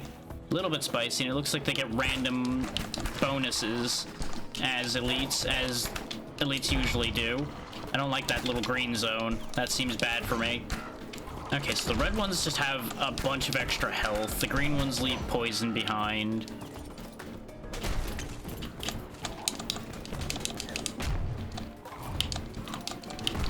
Definitely some of these that I'm much less happy seeing have extra health than others. I'm not 100% sure what the blue elites do yet. Oh, they also heal with the heart ones. Don't like that. Don't like that at all. Maybe they don't actually have more health then. It just seemed like they had more health. Extra damage for every curse I have. I don't have any curses yet. 20 combo points gets you a coin. I'm gonna preempt getting curses, because I'm sure I'm gonna get curses. That elite room wasn't actually that bad, and it actually paid off for us, considering I have the item that gives us health for these.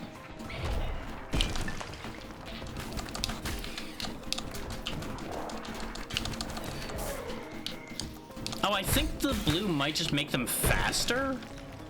Oh, wow, I didn't realize that went all the way across the room. That's upsetting.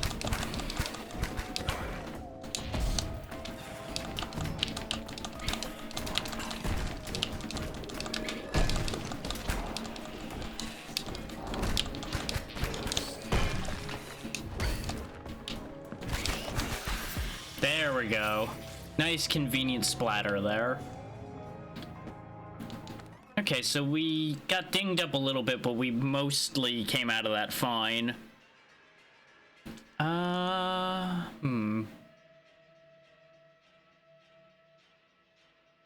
Also, I just had a moment of doubt, so give me a second to safety check something. Yeah, okay. I wanted to make sure I turned the audio track back on for the game audio and everything after I had turned it off at the end of session the other day.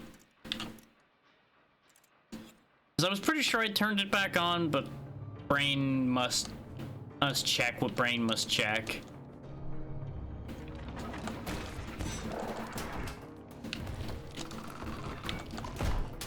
It is interesting having these furnaces that can actually defend themselves instead of just summoning things. In case you're wondering why I kept jumping there, I was pressing down in order to drop through that, and it just wouldn't let me drop through that time, for some reason. Fuck that guy in particular. Got a good bit of money, but let's hit the healing room first before we go for the shop. 2 half hearts, huh? Well, better than nothing.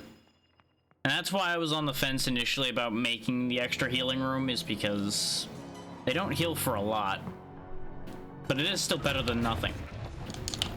I really dislike encountering these things coming in from the right, because you're basically guaranteed to get hit by them unless you remember that they start their shot to the right. And unfortunately, my nature is such that I will throw myself in there before I think about that. Toxic Jam, 15% chance to gain extra control after clearing a hostile room. Pretty good. Magic Trick, enemies have a 20% chance to be turned into a bomb when killed. That's very good. And extra weapon damage on your next attack after a dash. I do really want Magic Trick. Magic Trick seems really cool. But unfortunately, I don't have the money for that. This is a good idea to have, though, too. And at the very least, even if we die, we get to keep this as a item that can spawn, so I'm gonna grab the Toxic Jam. It's a simple matter of we need control in order for this game to play out favorably. And what we can do with our extra control right now is actually put more healing rooms down. Kind of hedge our bets a little bit. Oh, wow. That was a very lucrative healing room. I'm glad I did that. That makes up for all the fumbles I've had. At least for the moment. That one delayed so long! Ah! Because of where the fire was, I had to do things in a certain order, and I just got shafted because of it. I should have taken the really long way around that fight, don't get me wrong, but just... so unfortunate. There's the extra control to pay for the rooms I put down. Part of the reason why I made the extra healing room, though, is because of the fact that I'm gonna at least go poke my head into the sacrifice room and see if it's worth it.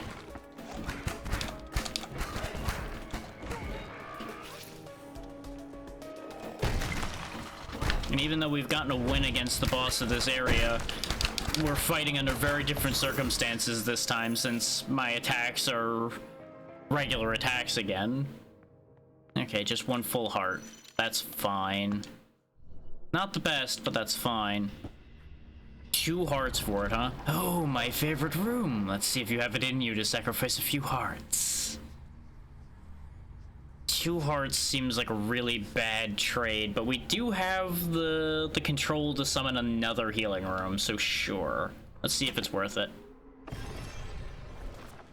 Seismomancer. Criticals generate a wave of spikes dealing 5 damage. 10 gold each time you open a new sacrifice chest. I mean, I may as well take the Seismomancer because I don't think I'll be opening that many sacrifice chests.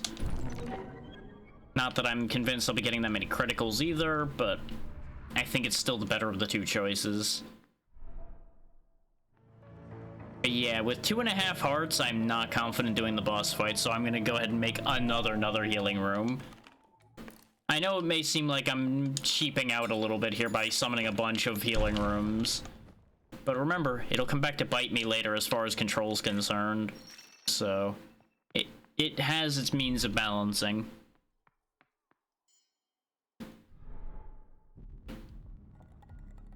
Lady Ovenwoe is indeed here, and I fear she may be even more worked up than at your last encounter. I don't know whether I should be glad to see my beloved prisoners again or feel terrified at the thought of facing them endlessly. But at least there's a chance they may someday become themselves again once the doppelganger is defeated.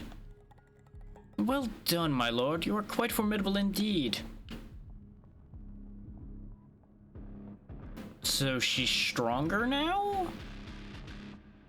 Which is kind of what I anticipated being true. But stronger how is the question.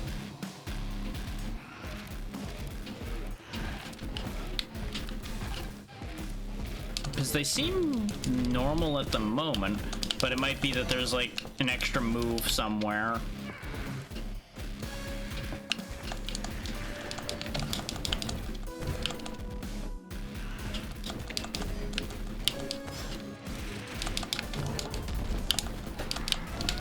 Right, when they catch fire, they do contact damage.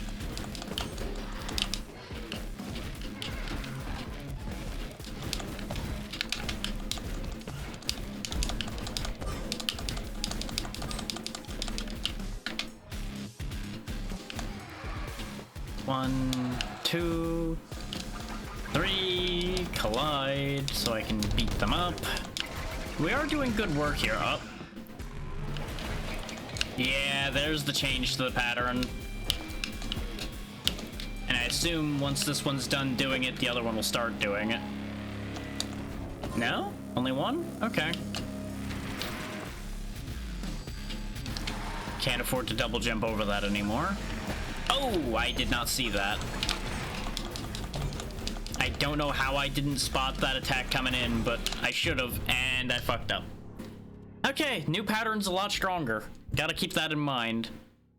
Which, I'm not surprised by that, but it's a little upsetting having put all of those healing rooms down and still dying. Ah, Master, your bravery is inspiring as always. Welcome home. Is everything alright, Master? You seem pale. This doppelganger in my Hexium. I swear on your loyal head, Bernardo, when I find him first, I will torture him. Then I'll imprison him. Oh, and then transform him into a circus freak. A terrifying thought, Master. Not only for my head, but also for his, I suppose. When you get like this, it gives me goosebumps. Ugh. Might be a little upset of your house being turned upside down. You know. Did I gain anything out of this? No.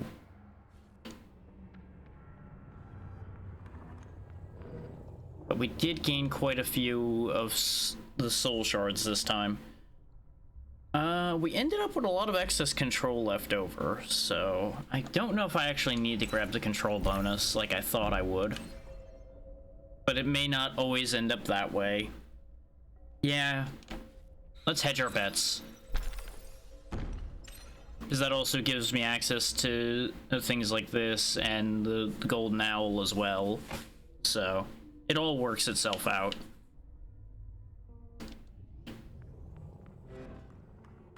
Because as long as I'm willing to go do more fights, the money's not really that hard to make. Let's go. No taunts this time? Okay. Ooh, rebounding spell could be interesting. The infinite echo dice is not as exciting without the dice that shoot, I don't think. But I don't know how it interacts without that effect now that I think about it. So let's grab it anyway, even though the spell bouncing is interesting. I'm curious to see how that interaction will work.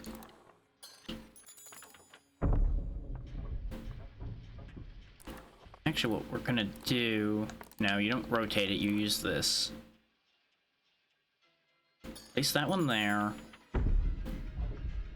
Oh, I have messed everything up, actually, because I didn't realize there was a missing spot there.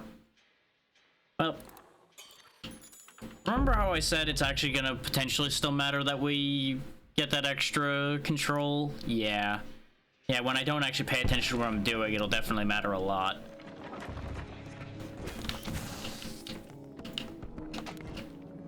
Ah, okay. So the Echo Dice attack when I attack, which it said it mimics it, but I wasn't sure exactly how it worked. We can do the little Kirby dance with these now. There we go.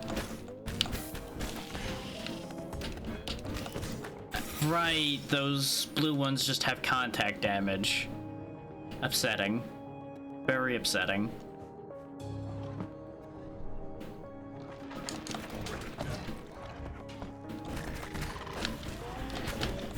Wow, am I just gonna throw this whole run away? Because boy, does it really seem like I'm just full throwing right now.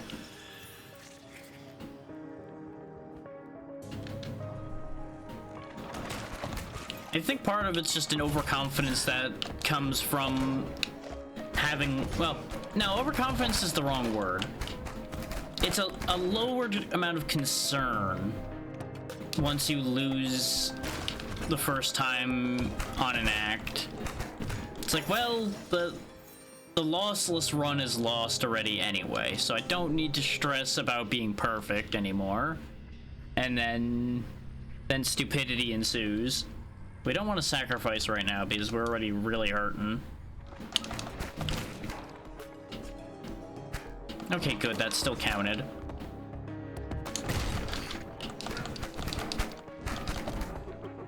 Yeah, the Echo Dice are less effective than I would have liked them to be, but I think there is potential still for them to become really good. They're just gonna be useless against the boss, because there's nothing to kill in that room to spawn them.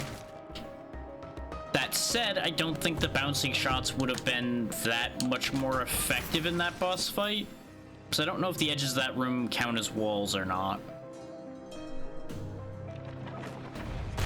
So I think as far as our actual problem goes, I don't know if it would have helped.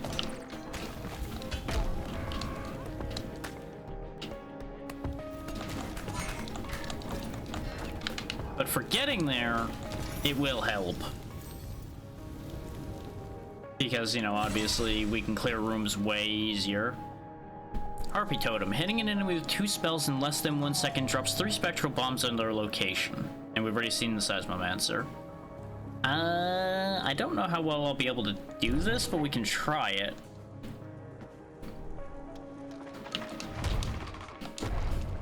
It's like, just throwing my spell at it twice isn't really gonna do the job.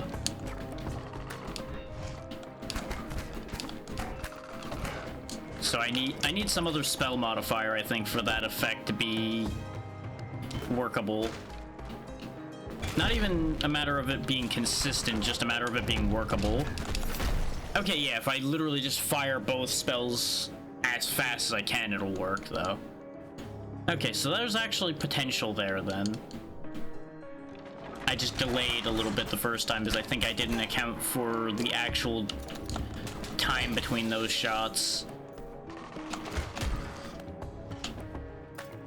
For those unfamiliar, I do have a tendency to assume things cool down slower than they actually do. It's just a thing I do. It's not really a conscious thing I do, it's just a thing I do. You know, I've really chosen myself an interesting path here, huh? Now that I take another look at the map. Well, start as you mean to go on, though. Connect that. We'll connect these, and then we'll clean up a bit first, and then continue connecting.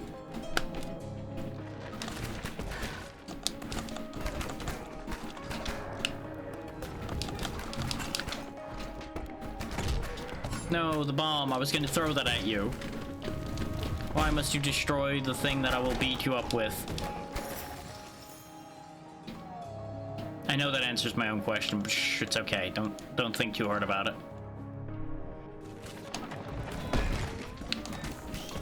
The best part is I'm pretty sure I took damage there not because I got hit by this guy, but because I dodged into the fire enemy.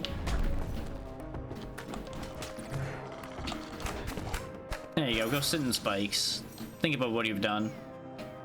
Oh, interesting. So the trap stops, but since the trap was extended when it stops, it stays extended. Interesting.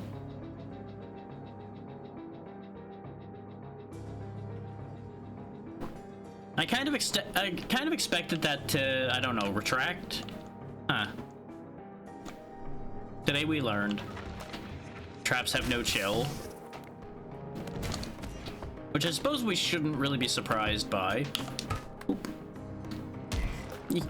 I was kind of hoping the other one was gonna get closer first, but I didn't want to have them get too far disaligned from each other and have me be able to hit neither of them.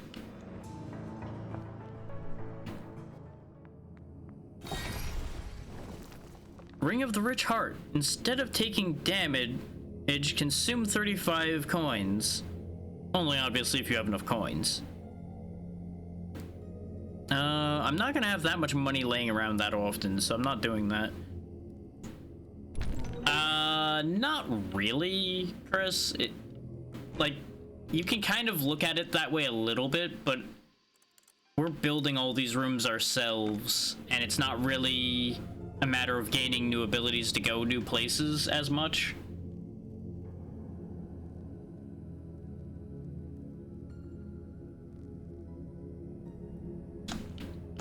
And how you doing, Chris?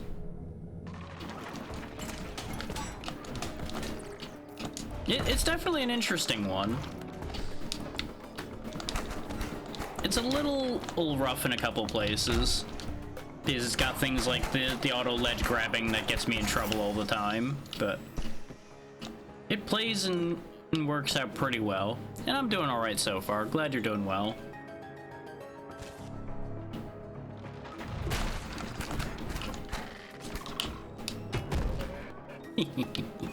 Just drag that bomb down into him. Where are the rest of them? There they are. All in a little pile in the corner here. Ah! I knew I was being greedy with that, but I was hoping I would get away with it.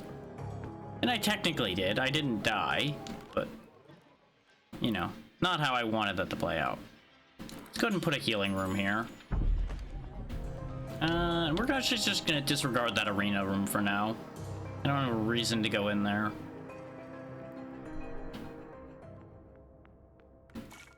Just two halves of a heart. Okay. Unfortunate, but expected.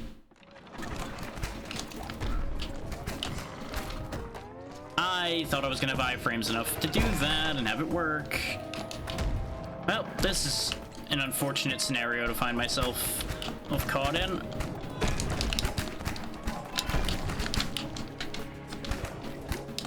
I also need to remember that I can dash twice reasonably quickly.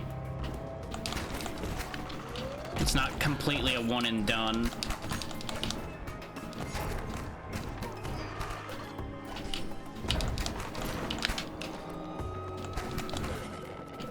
It's a good thing this thing has set firing angles. It's unfortunate, though, that it's covered by another one that shoots at the same angles.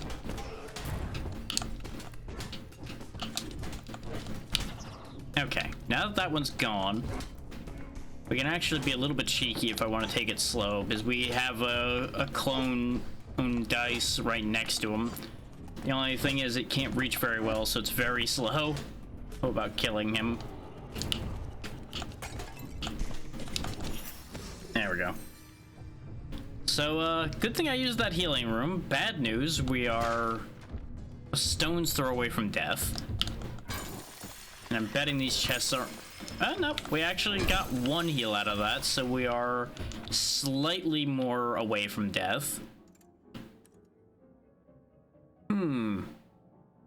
So you're telling me we didn't gain enough control to do what I was going to do. I see. Awkward. Well, guess I have to do these two arena rooms then, or accept a curse, and I'm not really interested in accepting a curse right now because this run's already kind of cursed.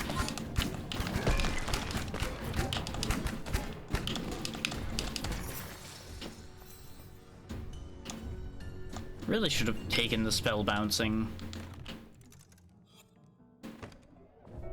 I don't think it would have saved the run, but at least I would have experimented with something instead of using something we already used and then still dying anyway.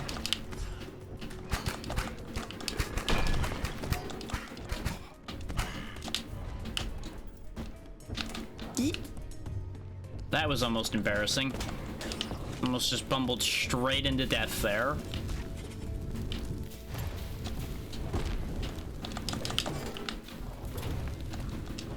Okay. Salvaged for the second. Now, the biggest problem is, though, we can't actually get to anything meaningful still. The best we can do is connect to these arena rooms and go get ourselves 4 more control that gets us over here, which at best gets us a treasure room, which may or may not give us any healing. But we'll be able to get connected to another treasure room that also may or may not give us any healing. And then kind of just loop through here and hope for the best.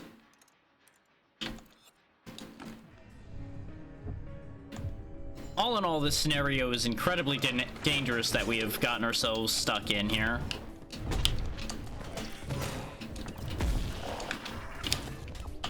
Especially when I get stuck on a ledge again.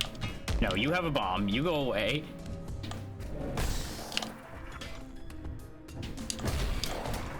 The spawner needs to die so we don't have an infinite amount of enemies. Thankfully, we can just bully this guy with our pile of clone dice. Because, you know, we kind of littered the whole room with clones.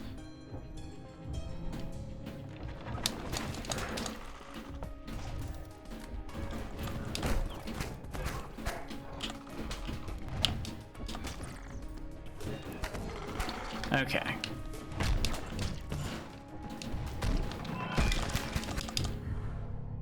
I couldn't see if the little one was attacking because he was behind the big guy. I assumed I could kill him quick enough. That was an error in judgment. Act 2 is definitely a lot harsher, though. Definitely a lot harsher. Still didn't gain anything new there. Obviously, we have surprising Flame Fang, former fire eaters arrested for robbing the bourgeoisie at a party. Now, in an unsurprising twist, they've been transformed into candles spewing blue flames at all they encounter. Vengeful Scorchling. Once street terrors, these children taken in by the architect were transformed by the doppelganger.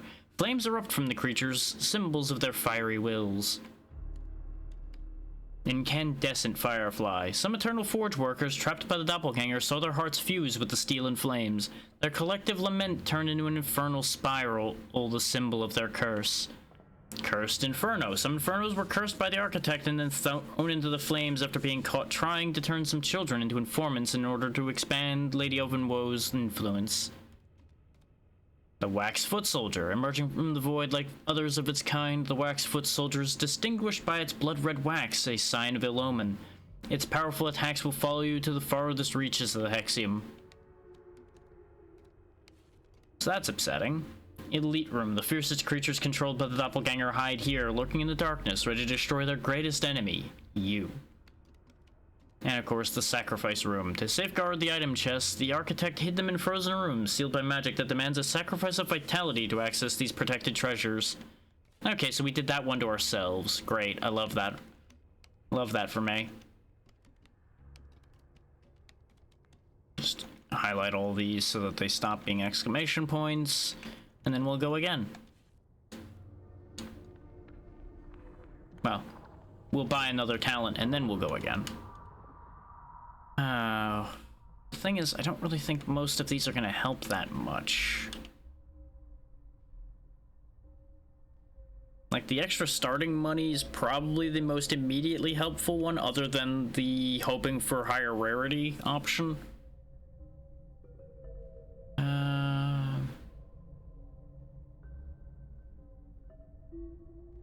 Yeah, actually, I will grab this one because it opens up the ability to buy double hearts instead of half heart. I mean, buy single hearts instead of half hearts, rather. Because it doubles our value for money, and that's a much better choice. especially since, you know, health is kind of our biggest failing point. So, obviously that's the choice. Hostile rooms cost +1 more control. All other rooms cost 1 less control. Receiving an attack stuns all enemies in the room for 2 seconds. Both these are really good. I'm actually gonna take the Curious Ring, though. Now, there's a big downside to that, in that our main rooms for getting around are the ones that now cost more. But I can, like, slip bomb rooms in for 1 and things like that, so it's not that bad. Now, there's a chance that this won't work out favorably, and I've made a terrible decision. But I think it'll work out.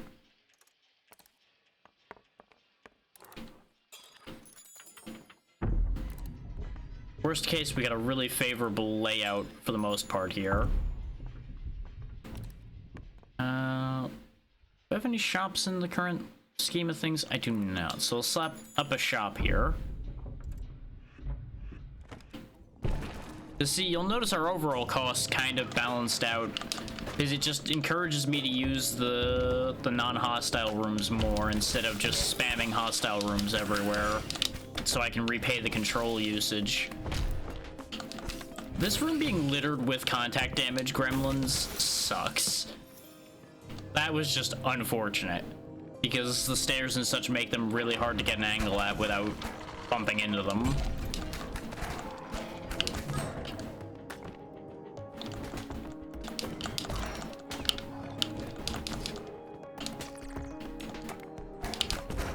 So I suppose this is a perfect case of be careful what you wish for, since I wanted more room variety. We got it. It just leads to more upsetting rooms.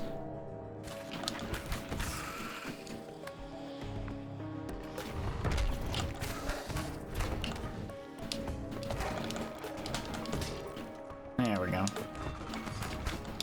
I needed to get up the ledge, or I was gonna fall back down. I should have just committed to hopping the ledge first before attacking. Just learning all these lessons in real time together here. We actually got a control room, though, which is surprising. We haven't seen one of these since the tutorial. So that also balances out the decision I made a little bit.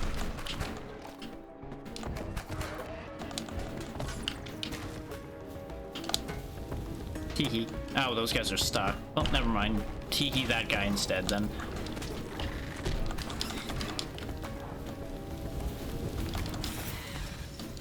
Surprise! There's loot over here. Getting it's gonna be slightly a pain, specifically in that I have to take pain to get to it. So I don't know how you're supposed to do a down slam quick enough to avoid the flames. And that one I just got kind of screw jobbed on.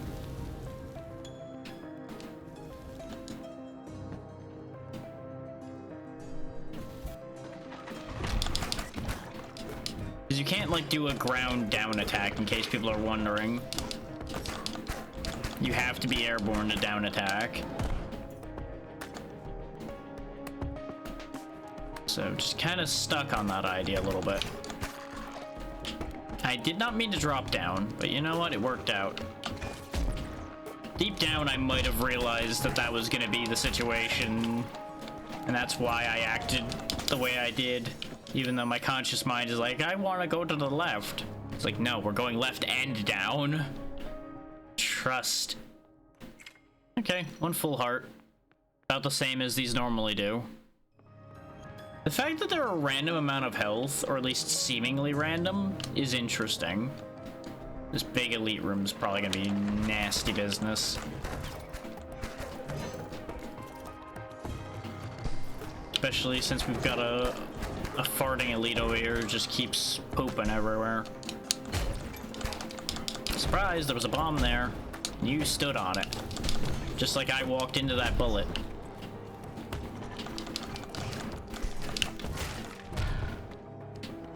God, I hate how those are just conveniently at head height and they fire from anywhere. Because they're just on a timer, they're not looking for you to be in range or anything, they just shoot.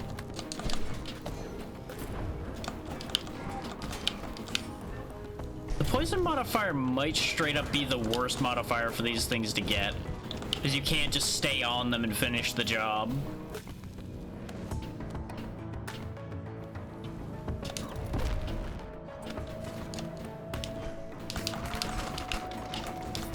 That one's just holding its charge. Look at that.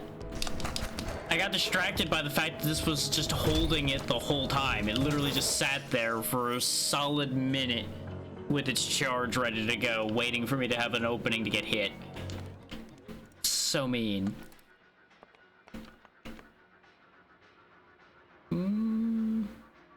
Maybe cheeky, actually. One of those there. And we'll make it the same price by putting a bomb room there. So I'm pretty sure I can also just blow up the rock with the bomb room. So let's go get our reward item. Ooh, magic trick.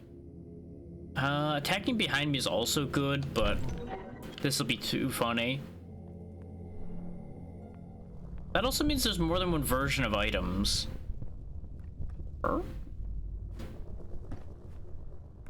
How does this work? Ah, okay. Well, let's test this idea. Okay.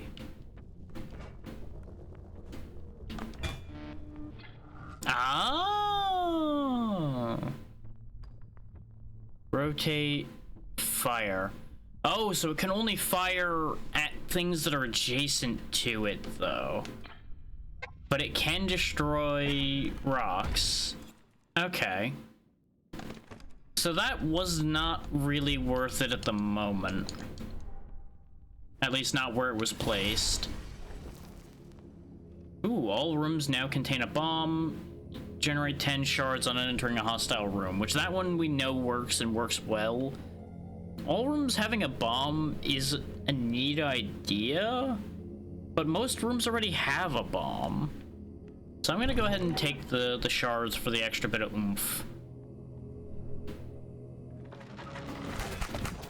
It's been kind of proven that we need the extra oomph at the rate I'm going.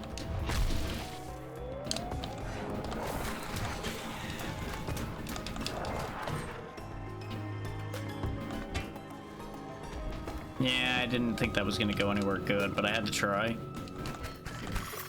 Because of course the thing that dropped a bomb happened to be a thing in a spot where I couldn't use it. But it is what it is, you know? Things just kind of work out or don't.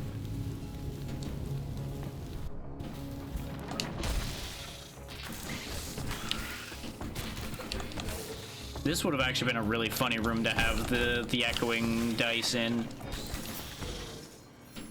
Because there would have been so many. We have cheap healing rooms, and we can actually hit 2 at once this way. Just go around that arena for a second.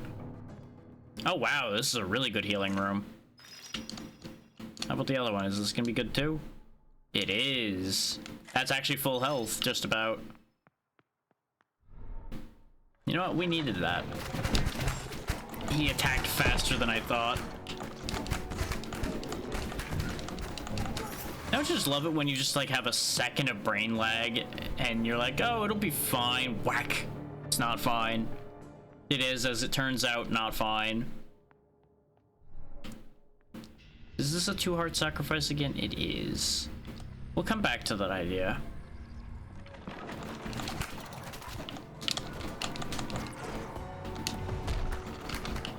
I think part of my thought process was, since the enemy was getting hit, their attack was going to get slowed down.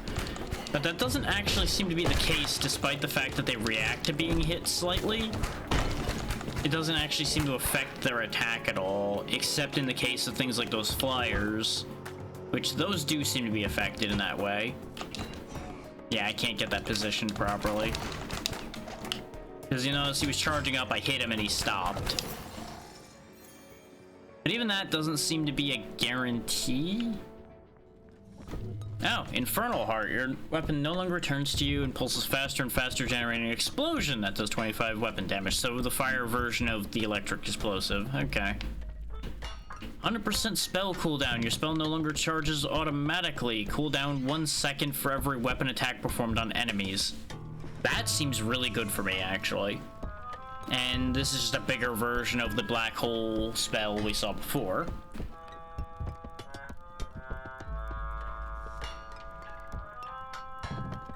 Well, for the moment, we're not going to worry about any of this. We're going to go grab the 2 items in these arenas to each side of us first.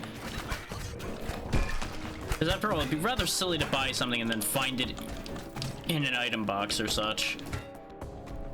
Though I assume you can't have that happen. But buying them would remove them from the item pool. But we might get them here first. The Flamebreaker Glove was very good. This Hearing of Boreas was not as good, so we'll take the Flamebreaker. It may detriment our spell towards boss fights, but it'll benefit it toward everything else.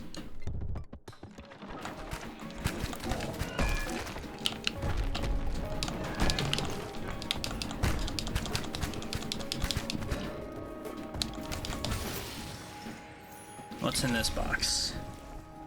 Extra max hearts. On entering your room, your next 5 weapon attacks are guaranteed critical. That's pretty good. 5 guaranteed critical hits is real nice, because that'll also apply to boss fights. It's, I would presume. 1 heart is really good, but that is also really good. Let's go ahead and grab the Gauntlet of Thorns. Okay, so we have a bit of control to work with here. What do I want to put? I could be really cheeky and just double up on item rooms. But I don't really know if I want to do that. I think a healing room here, a long room here so we can get this control room and this elite room. And then we'll kind of play it by ear from there. I think that's my better choice. And we'll save the healing room for after we clear this side out. At least as far as I'm going to. If I clear it all or not is currently up for debate, depending on how these fights play out. I keep thinking that they shoot from a different part of their body, so that shot would have hit the wall. Turns out it doesn't. Joke's on me.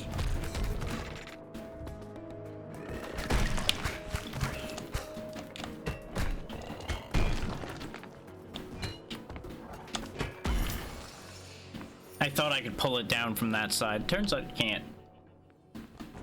Yeah, this gives me back basically all the control I used getting over here.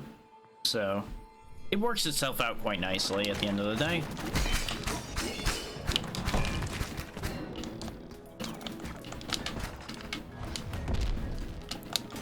Well, may or may not have completely botched my order of operations on my inputs there.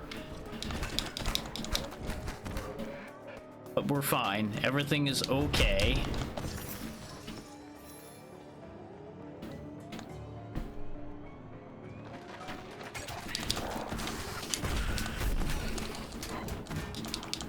Just go ahead and get rid of that before it keeps spawning more and more elites. As fun as infinitely spawning elites totally is.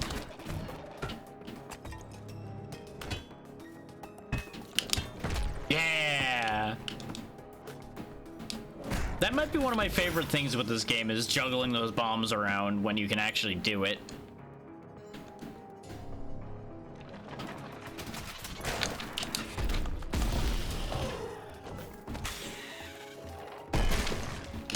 Oh.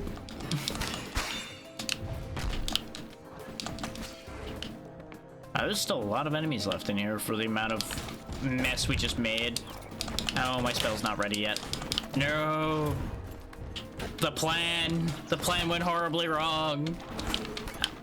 I did not account for the amount of shots that were going to be coming at me in there.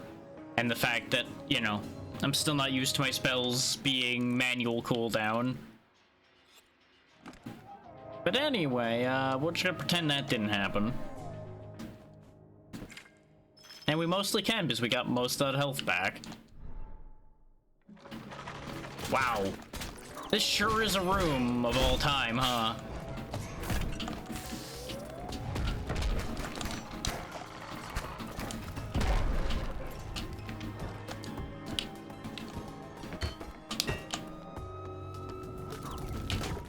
Why did I think that was gonna work?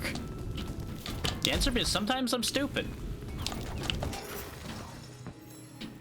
And I know I've said that before, but I'm gonna keep saying it until it stops being true. I make questionable choices at times. There's a really, really significant difference between the room we just did and the room right before it. Like, goddamn.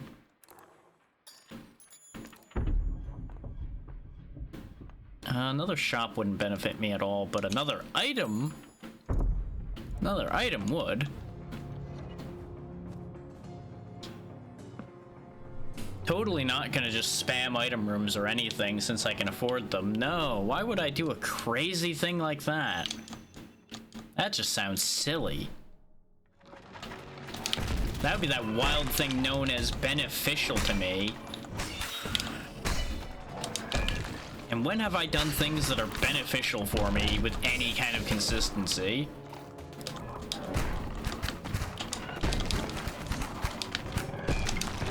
The answer to that question is less frequently than I should be.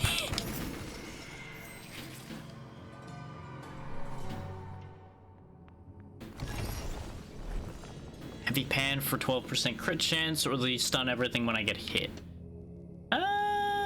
I'll take the crit chance. Do I actually have a stat screen? No, I have a list of my items, but I don't have like a baseline stat screen anywhere. So I don't know if 12% means anything. We're just gonna have to hope.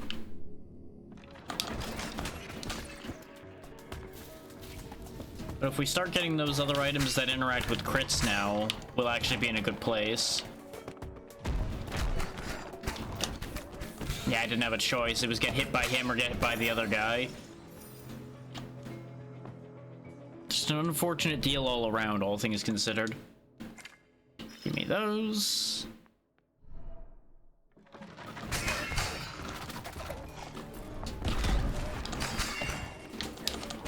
I really thought I was taking myself straight up into those spikes, and I was going to be very upset.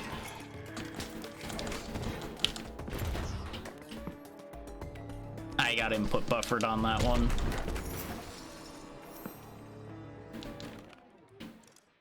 Okay, so we've done everything except the boss fight now. Unfortunately, we're gonna have to spend a decent whack of control getting there. Or I do a funny. Because ironically enough, this is actually cheaper than if I put 2 hostile rooms down. It's messed up that I'm doing this, but you know what? If they give me the power to spawn healing rooms, I'm gonna spawn healing rooms. We threw with this benefit last time, after all. I actually don't need all of them. That's unfortunate. And of course, the last one's the smallest one. That's fine. Let's see if we can win this fight this time, shall we? I don't think I get the benefit of those other 2 halves of hearts either.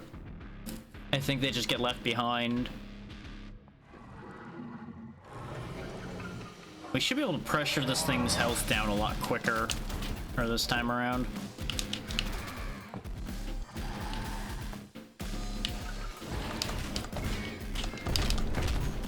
Yeah, those crits did wonderful work right off the top. Right.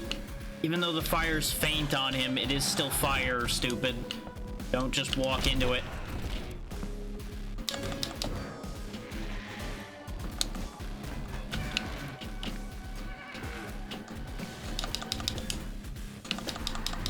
Like, the fire is not very visible when they have the exclamations over them at first. And I really do think that that's a bit of a bad bit of indication there. Like, it's a good indicator that they're attacking, it's just a bad indicator of whether they're gonna do contact damage at that moment or not.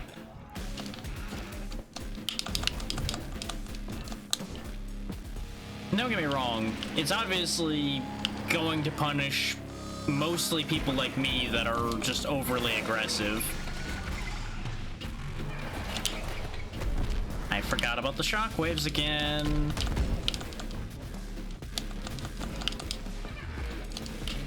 I forgot that they start doing the rapid ones now.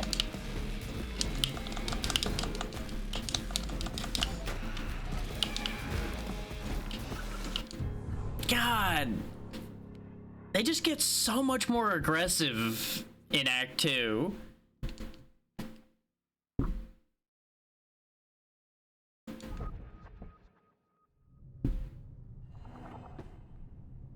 That scarecrow in the basement. Yikes, just thinking about it unsettles me.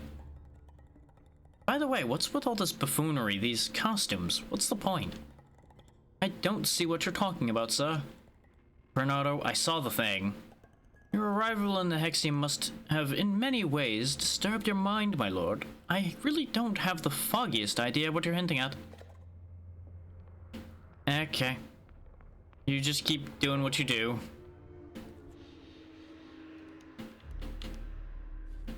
Yep, nothing there.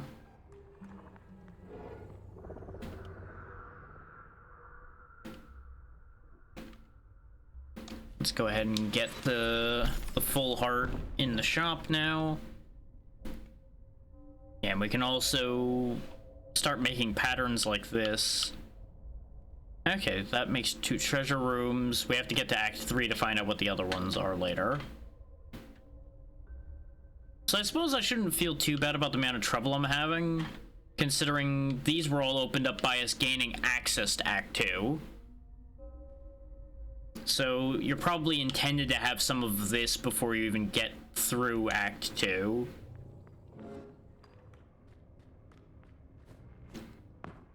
And I suppose I could do some challenges as well. The challenges actually might be easier since they're Act 1.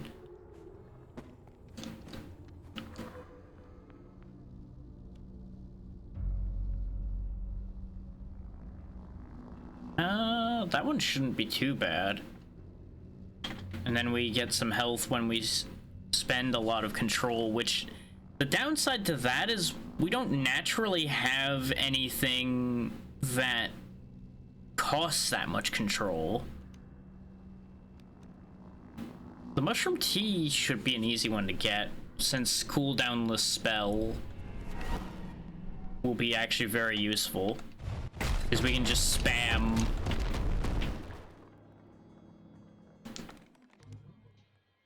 So it basically just becomes a shooter instead of a brawling game. We'll see how this plays out.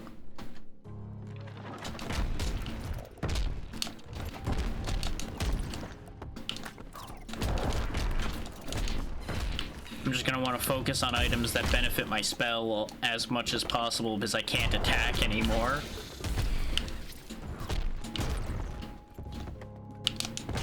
I may or may not have just hit the attack button the second I said that just to make sure that that's true.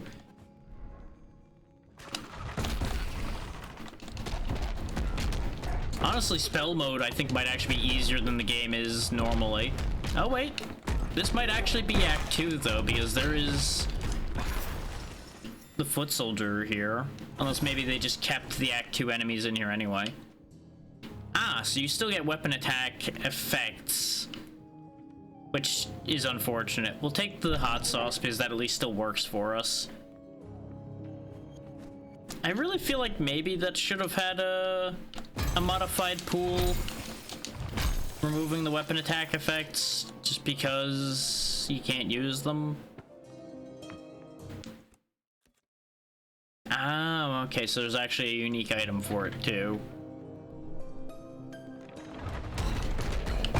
I suppose so you can remember the effects you have. Like if you had to pause the run part way or something.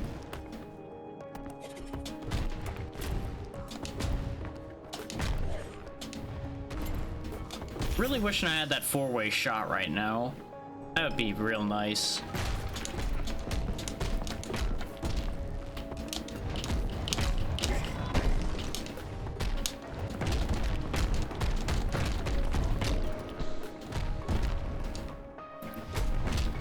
Because of the way the sound for this shot is, though, I do apologize if this is a little louder because of just spam fire.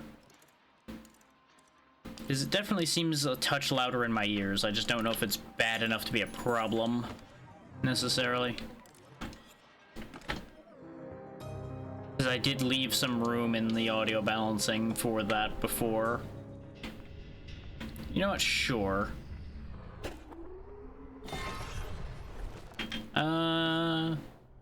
Good. Good. That would have actually been such a good thing to have if I could regularly attack. Yes, I'll take the banished beverage in case I get cursed.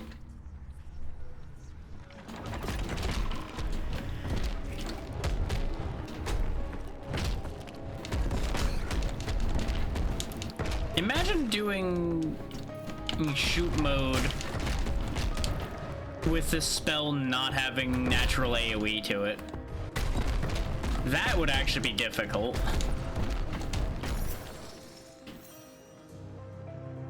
Because I'd have to shoot so much more to get through crowds and such, for example.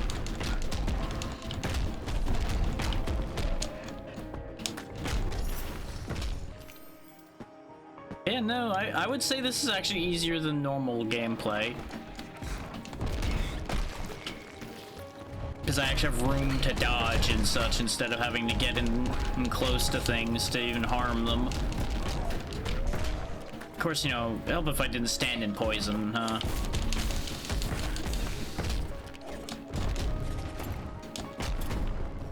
It also doesn't hurt that the spell is actually decently powerful just in general.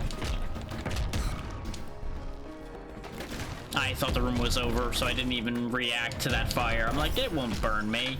Oh god, I'm burning.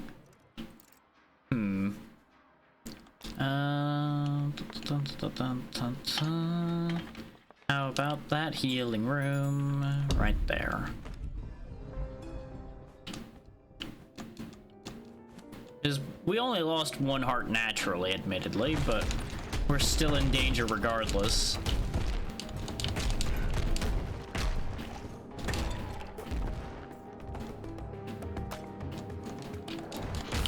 I do like it when these kind of games add unique challenges like this, though, that actually completely change the scope of how the game plays.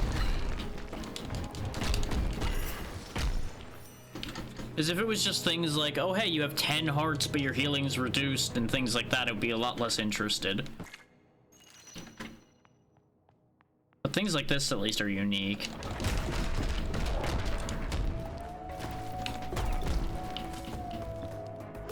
This is basically a different genre of game to a certain degree in this mode. Pay no mind to that board that was kind of stuck in the ground. I'm sure it's fine.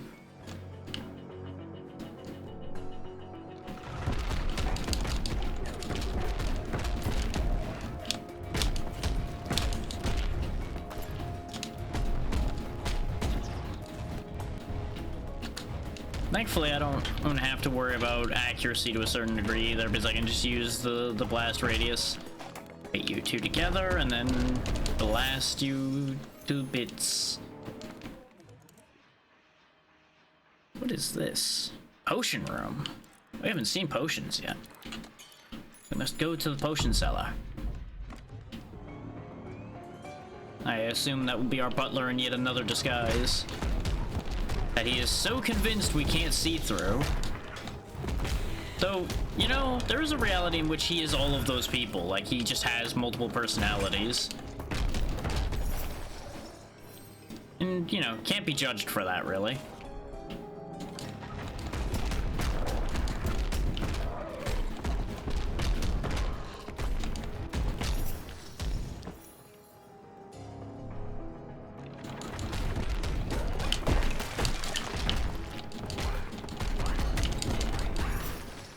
There we go. It's nice being able to exert some vengeance upon those clubmen just by spam firing them to death before they can do anything.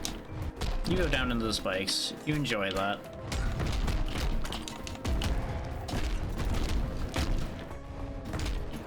Didn't even realize there was a bomb there. I've just been firing willy-nilly. Whee!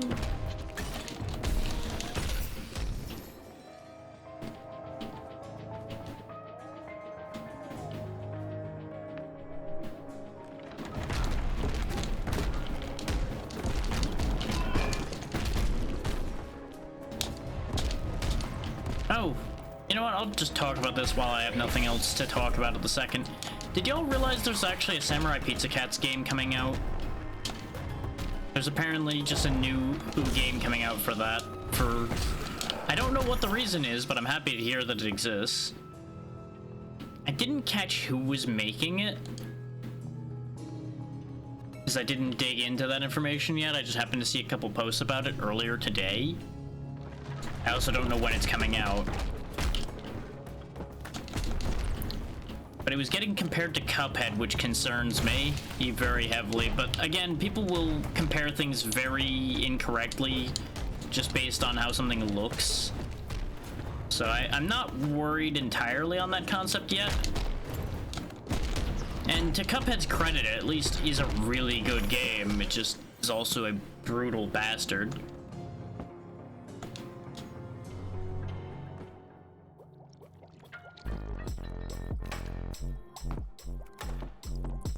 I was not expecting this music, nor was I expecting what I see with the head there.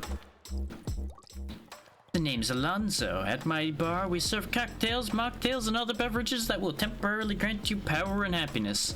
Of course, these will all cost you some hexo. Only temporary power and happiness, if only it were permanent, Bernardo. Oh ho, you must mistaken me for another handsome person. This is Alonzo's bar, so obviously that makes me Alonzo. Yes, dear customer. Whatever, just show me what I can buy. Get 1 control for each heart. Grant 1 Hexium curse and 1 epic or legendary item. Increase healing by 1 heart in the next... by half a heart in the next unvisited room. I don't have a healing room to hand, but I can make one. And then we can buy that healing increase if I really want to. And that would probably get me back to full health. But it's also kind of expensive in terms of gold.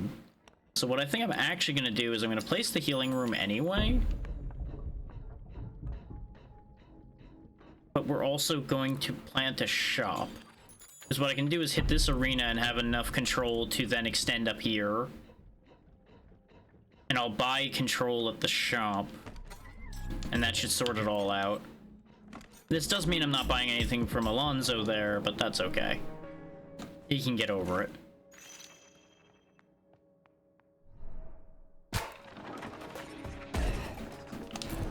Oh right, forgot for a second that I can't attack. And wasted all of that health. Great. Love that for me.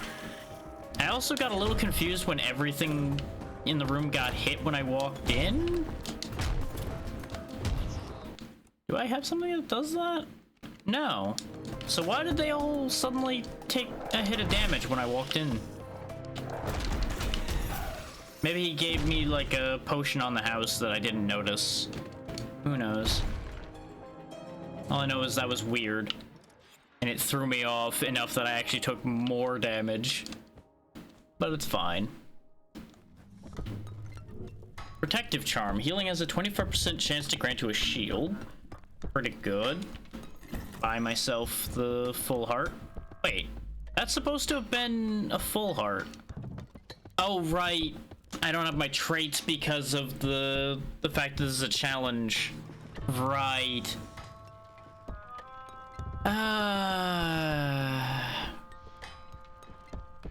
This would be useful if I could attack, but I can't.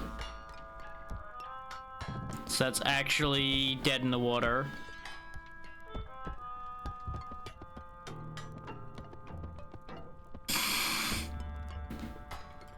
There's a thing happening off in Discord.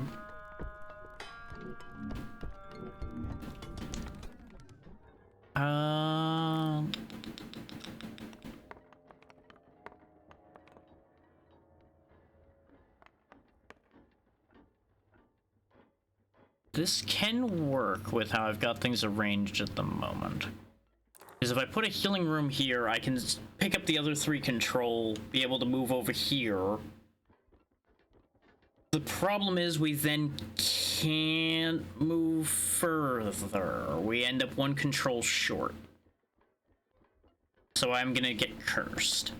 Or, except that I'm not getting the healing room, I place a bomb room so that I can connect these up, and then I have the 1 control I'm gonna need left over. Because sometimes you just have to place useless rooms, unfortunately. Just so you don't get cursed. Oh wait, I'm a fool. This was a control room. I didn't have to worry about any of that. Sometimes it pays to actually pay attention to the icons in front of you. So we'll just plant a healing room there to make myself feel better.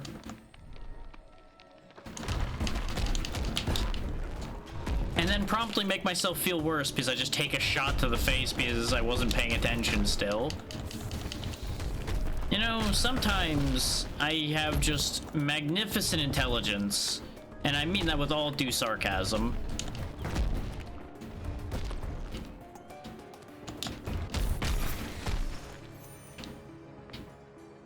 Because while I could use the excuse if I'm slightly distracted by something I saw off to the side, that still doesn't excuse just standing there and taking that head on the chin. Because that might cause us not to make it through this challenge. Which would be very unfortunate.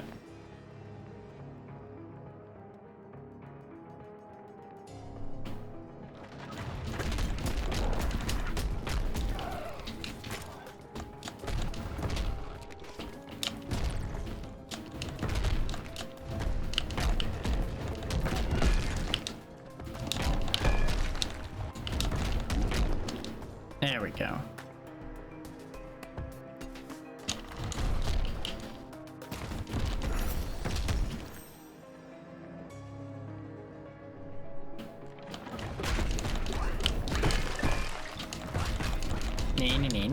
You can't catch me, I'm too fast. All right. Okay.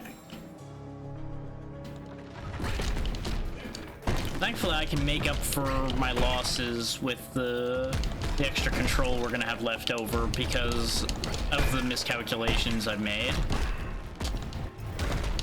So at the end of the day, really everything is gonna work out just fine. Because originally I was going to actually go grab the health increase from the potion shop, but what I can do instead is just slap down an extra healing room, and that'll probably work out about the same. Or I'm gonna get ripped off. Never mind. What do I know, right? I don't know what the hell I'm talking about. Why would I ever know what I'm talking about? I'll just go ahead and go over here instead. Oh, wait. What? Have I been misunderstanding how these rooms work the entire time or something? Because why was that second heart available suddenly? What? What? You know what? Never mind. Not gonna worry about it. It's probably just something else I don't understand, and I'm just not gonna worry about it right now. There are many things in this world I do not understand, and it's not gonna change just because I want it to.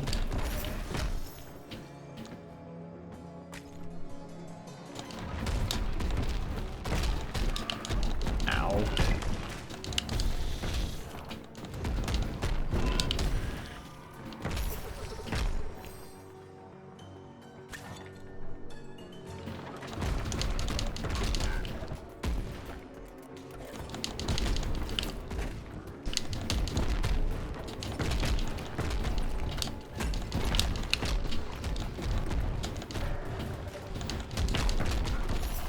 There we go. Let me actually respond to this before I forget.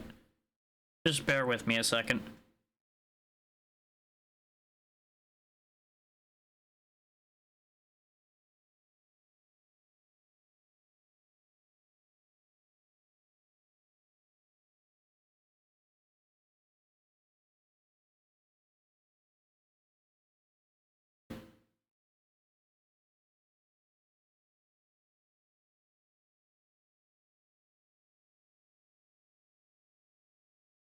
we go. Just get that sorted out. In case that was actually waiting for me to give the green light on that. Which it might have been. Sometimes it can be hard to tell if people are saying something to ask for the go-ahead or if they're saying things just to share information.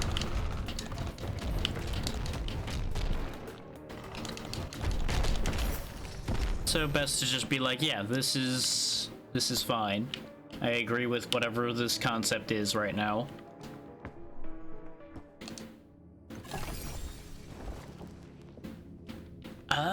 Double damage taken and given actually could be huge for range mode. But extra explosion radius would also be nice. I'm gonna risk the double damage though. Because dealing more damage should prevent me from taking the damage in the first place.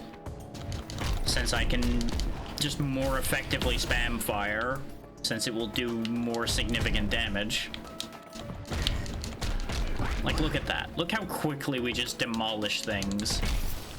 I just need to be able to line up with what needs to die. The fact that we have not really changed our health situation does have me slightly concerned. So I'm gonna go ahead and put another healing room down. I know, when am I gonna stop putting healing rooms down? The answer, when I stop needing them. Because I just waste health so wantonly.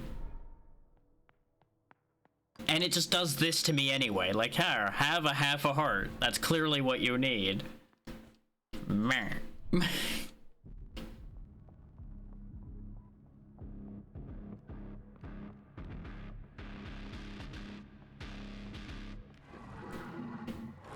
Here we go again. Now, is this Act 1 of an... well, or is this Act 2? That's the important question.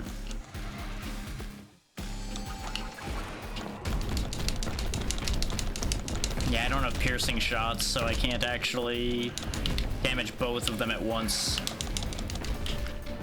I dodged at the wrong time, which could be a really big problem. It is not Act 2, I don't think. Oh, wait. No, it is.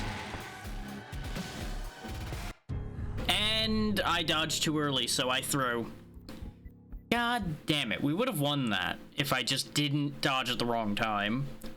That's upsetting.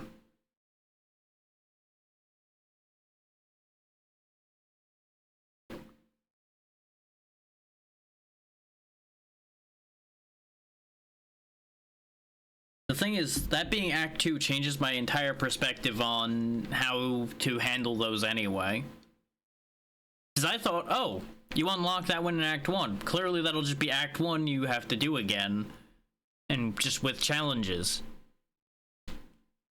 But no, they turned it into real pain. Huh. Not really sure what to do with that.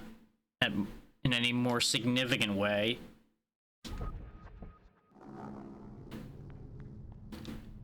Because I genuinely do think that the shooting mode is actually overall easier. Master, control of the Hexium seems to be gradually returning to you. This is very encouraging development. Thank you, Bernardo, but this is just the beginning. All I want is to regain my full powers and destroy that accursed doppelganger. My word, I would not want to be your enemy, Master.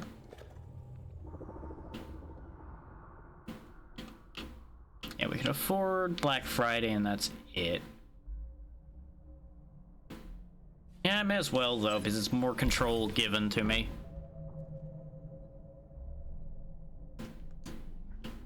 Okay.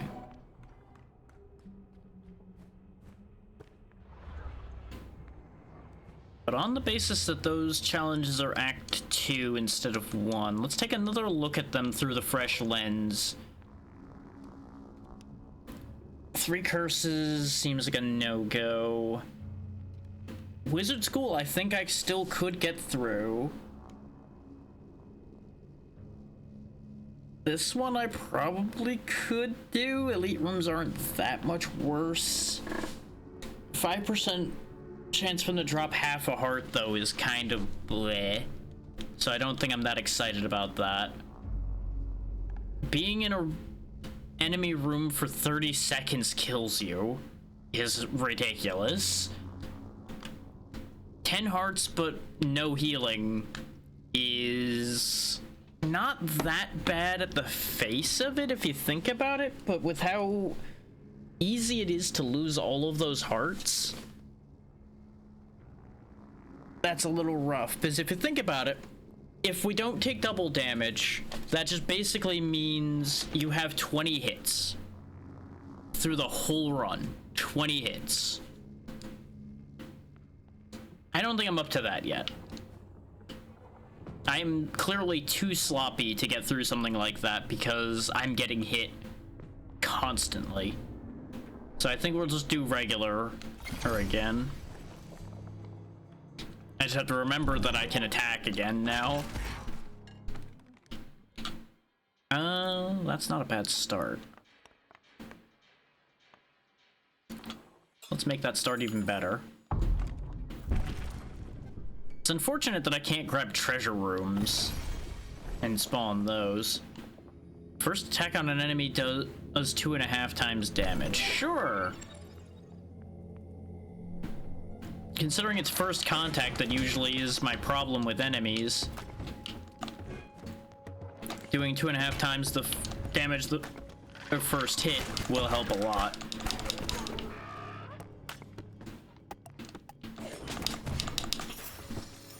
Really thought I was gonna botch that. They really want me to have those bombs. Interesting. 3% total damage for each negative value of control you have. Guess I'll take the technical guide because they really are insisting on me having it, and this way it at least gets it out of the pool. So we'll hopefully get better things in the pool. Oh, even these rooms get bombs. Hey, blacksmith. Here, have that. That's yours now. Void Traveler's Mask. The boundaries of the Hexium map are now connected, making it easier to create room connections. Oh, so you'd be able to, like, go from the bottom to the top. Ooh. I might come back and buy that. That's really cool. Extra explosion radius and 2 shards per enemy death. I do want the 2 shards on enemy death. That is also really good. So we need to get 125 gold, ideally.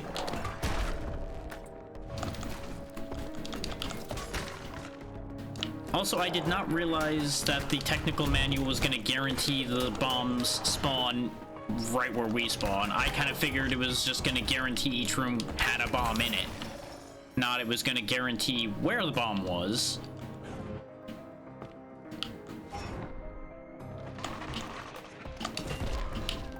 But hey, it works for me because it means early enemies in rooms can just guaranteed catch a bomb in their face, and it solves a lot of problems.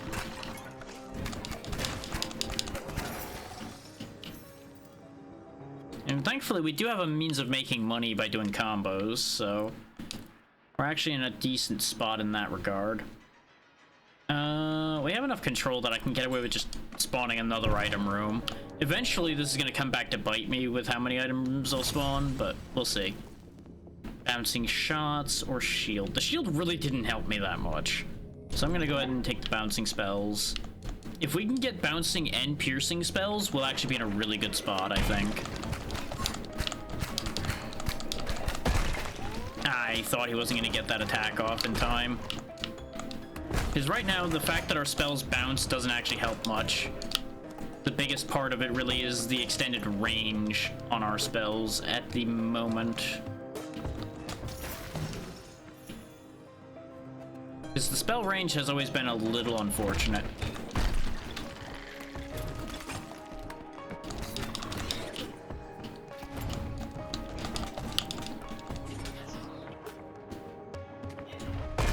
Oh wow, he lived. I should have known he was going to survive the bomb, because they always do. Oh, training dummy room, huh? Okay.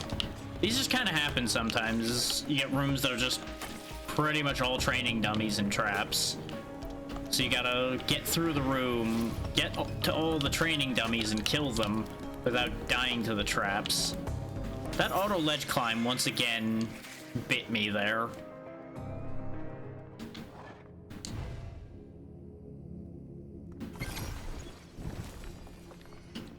Ooh.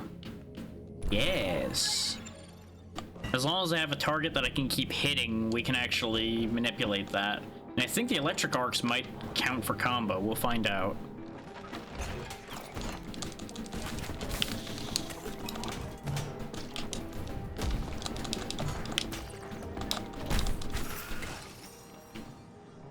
Well, that worked out. I didn't get a chance to find out, though, because there wasn't enough targets. Oop. Speaking of a target I can just beat up for a bit, though.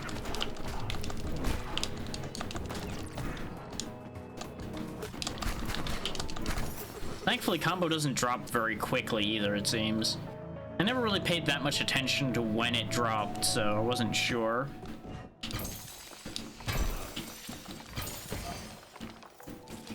That's enough money to buy the boundary mask. So let's go ahead and grab that before I forget about it. Because invariably I will. Because this really does seem like it'll be a game changer. Yeah, because now I can go down and appear up here, so I don't have to connect these. Which is going to be really handy. And I can just plunk a room here, actually, and be done if I wanted to.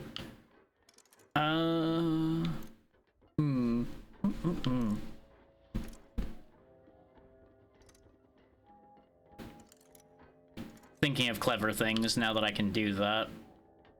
There's actually not that many other crazy clever things I can do. Because I can't, like, send a room off the side and have it appear on the other side or anything. So the costs would end up similar at that point. So I'm still better served by putting, like, a big room here, a big room here. And then after we grab all of these, we'll have the control to connect up down here anyway. So it really doesn't matter that much. Ugh. Was starting to slouch. Needed to hop back up again.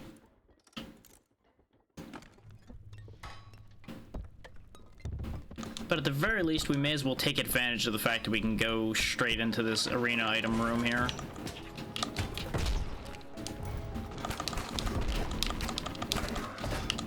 It is nice that you don't lose combo when you get hit. I actually expected to lose it when I got hit.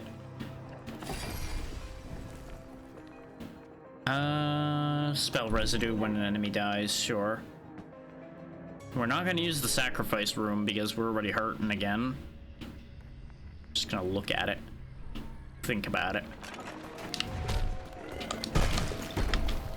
There we go. I wanted to wait for the other guy to be in range. I completely missed the fact that that fire was there, though, because I was so dead set on dealing with those guys. Is that way? Ah! I was so close to getting there in time and to not lose the combo. It's fine.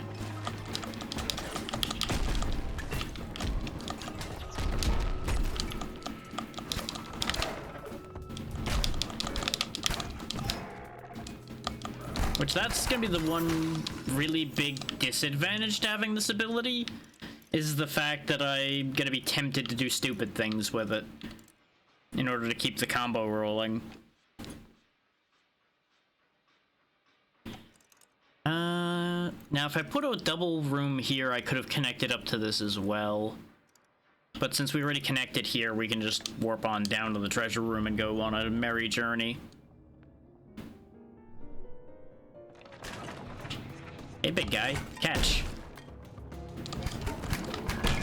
God damn, those guys are tanky unless you have some real power behind you. Which, we got some neat tricks, but we don't have any default major power, I would say.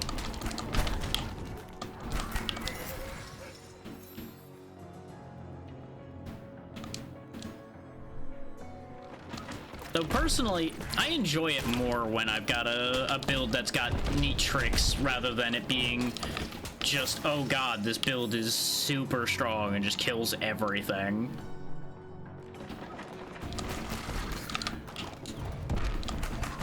But I think y'all know that about me by now, that I'm all about the jank, goofy build instead of the power plays.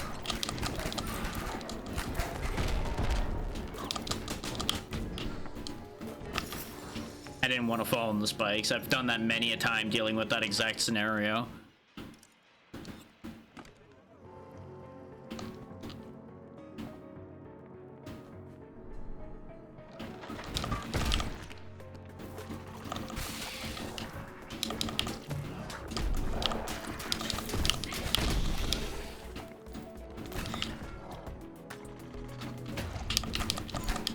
Well, that was a really unfortunate bit of timing on my part. We do have enough control. So let's spawn a healing room here, which will get paid for by these rooms here. And then we'll place another one there for when I invariably lose these hearts too. Especially when I don't really get any.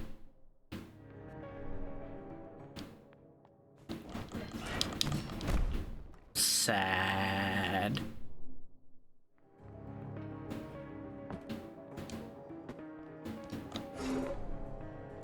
Like, the fact that it taunts you with those other hearts is also really unfortunate. It's like, hey, you could have these, but you know, what if we just said you don't get those, though? What if you just don't?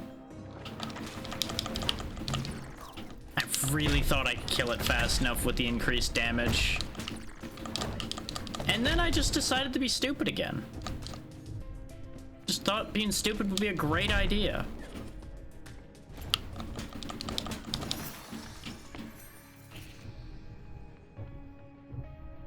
Just, you know what would be my best move? Losing more health.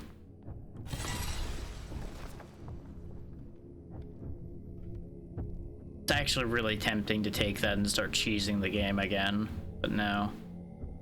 I'm actually gonna just discard that and get the control. Do I think I can get through these rooms on half a heart? The answer to that is not really. I'm kind of in low confidence mode at the moment because of the fact that I keep making so many stupid moves. That's better.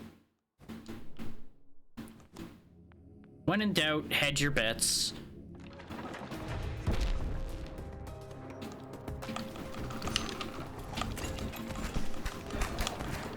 Now, don't get me wrong, there's the reality in which I start just playing way better because I need to go into panic caution mode. But I don't know if I want to rely on that right now. I also need to take note of the fact that there's elites just showing up in regular rooms. Like, I don't know if they've always been doing that, but they seem to be doing it a bit more now. Well, fuck that guy in particular, I guess. Yeah, there was no choice on that one. If I didn't dodge the first shot, I was gonna get hit by the bite instead.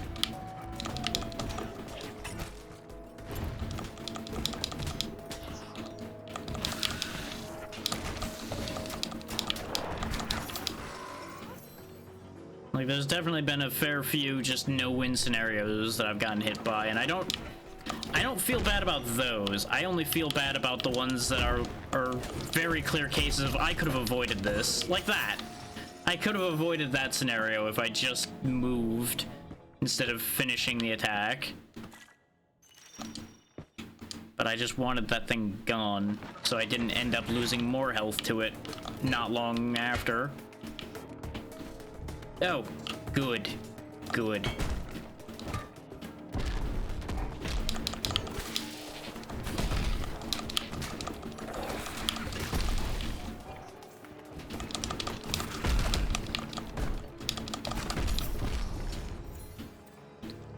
Yeah, if I can get my combo rolling, we get so powerful.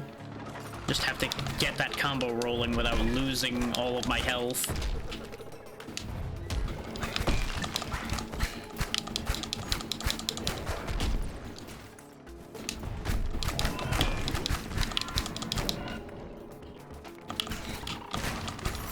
Like, look at that. We just shred them once our combo's high enough. Just again, gotta get there.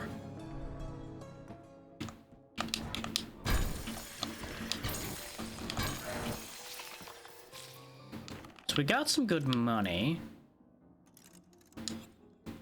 I think there's still a heart for sale. There is, yes. And we had wanted to buy this book as well. We have some spare control, but I need at least one room here in order to gain access to the boss. So we'll put a healing room there to finish fixing our woes. And I need to connect to it from this room.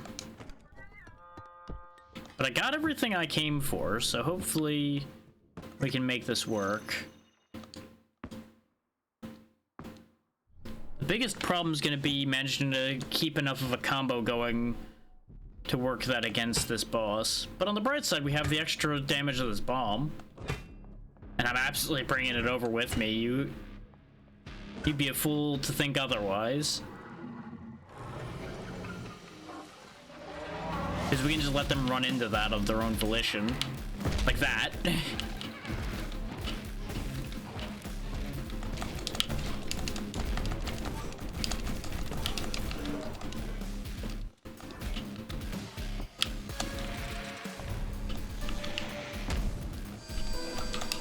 Unfortunately, it's very easy to lose my combo, but it's very easy to gain it back because it counts for each one of them that I'm hitting, it looks like.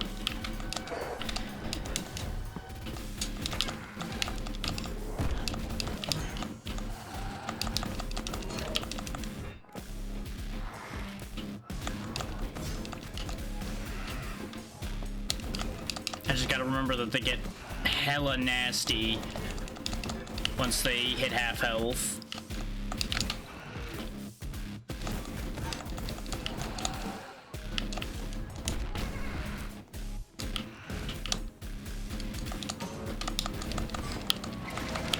There's the half health mark. Like, this attack's not hard to dodge, it's just hard to do much while dodging it.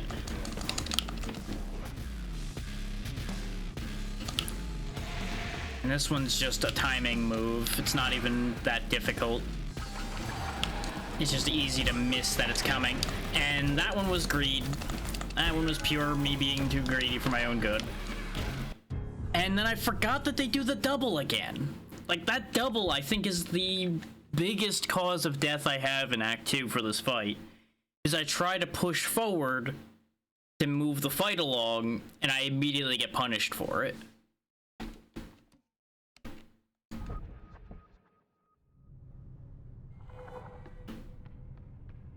You need to pick me up? Bullshit.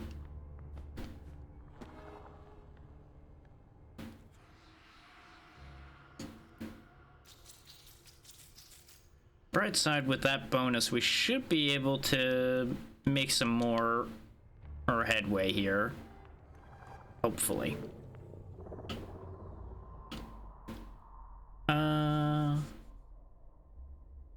I could get the blueprint of healing, but I feel like that ends up being a big expense just to make a healing room. Like, I'm assuming part of it also can be natural spawns. Or at least I certainly hope it could be. But I think it's better if I go for brokenhearted, because that gives me so much more health just on tap. And we also can start with more money. Now, don't get me wrong. I'm betting the odds of getting even the half heart out of the containers is terrible. But containers are everywhere. So that just makes the most sense to try for.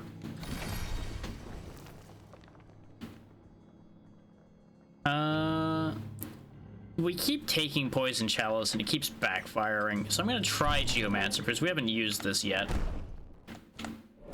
Oh, that's all that does? I was expecting a wave of spikes that, you know, actually went out in a wave to somewhere. I'm really sad to have lost that mask of looping around the map, but it is what it is. Get money when building rooms, or shards on enemy death. I'm gonna take the money. The shards are good, but they're not as good as what we can more than likely get out of having more money. His 5 coins per room is actually a pretty good amount.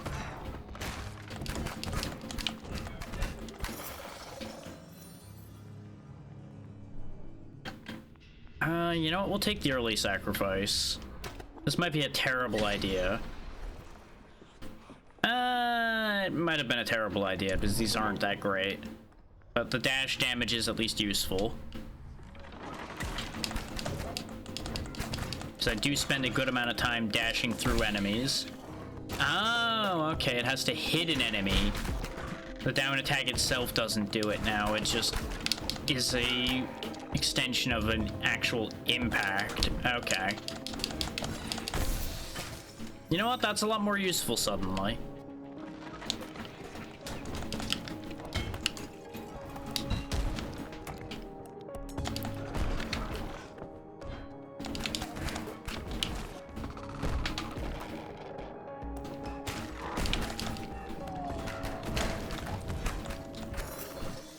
Besides, anything that gives me a slight change to my move pool makes me feel better.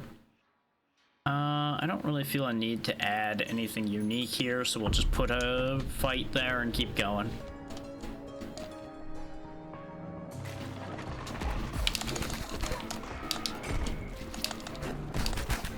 Of course, I do my down attack straight onto a fire enemy, because that was a great idea. Doesn't help that I once again forgot that I can't do the down attack from the ground. I have to be in the air.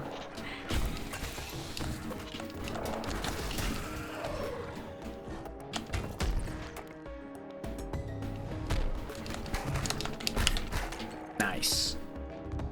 Thankfully, you don't have to be in the air for long.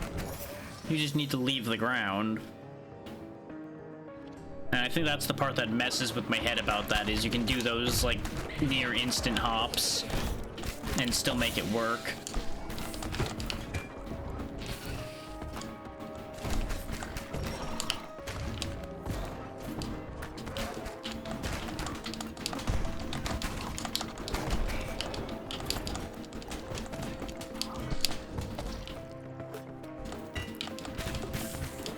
That flyer would actually have been really good for combo farming, since it heals and is not really a threat as long as you're attacking it. But we had no reason to farm combo right now. Explosive fireflies. That was actually really good. If I had critical hit chance of any real amount, I would take the Master's Degree in criticals immediately. But the spell residue was really good. Hiccups, please. Oh, really? Our only shop is over in the corner, huh?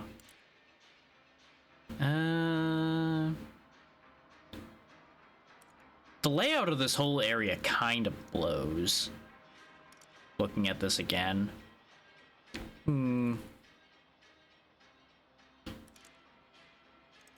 Really wishing I had that looping mask right about now. We'll just go ahead and go this way so I can get that shop. This will also clean up enough control to start digging us where I want to go beyond that. Just for sake of making sure I have this accounted for, we'll put that there. Because otherwise, I'm going to forget. We may actually have to go back to that other single arena room off to the side, but we'll see about that later. If I need that control, pretty much. Or if I'm desperate enough to go looking for more containers and such to break to potentially get hearts.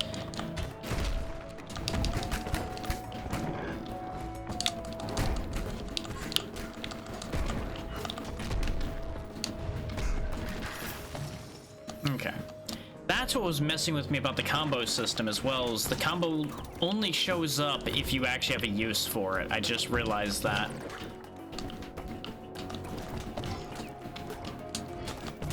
that's why I kept forgetting that there was a combo system in this game to begin with. It's because it's one of those that only appears when relevant type things, which is a good idea. Just makes it easy for people like me that forget when things aren't in front of them sometimes. It makes it easy to forget it.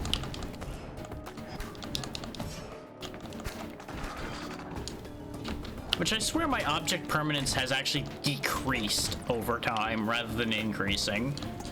Which is unfortunate as all hell, I gotta say.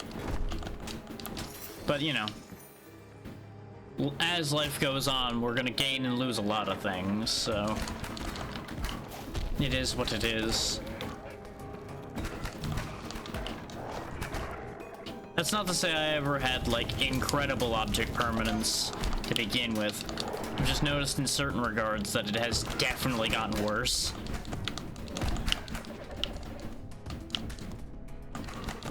But some of that may also just be the constantly buried in ideas and concepts and things issue. And being, I wouldn't say constantly busy necessarily, because I think that would overstate the level of work I do. But I am almost always doing something. Like, it's a hard line to draw as far as that concept goes. Where keeping occupied and being busy start and end.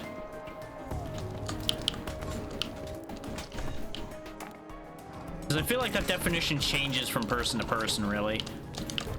I feel like I've seen that exact same scam bot name before, but it probably is just a very similar one.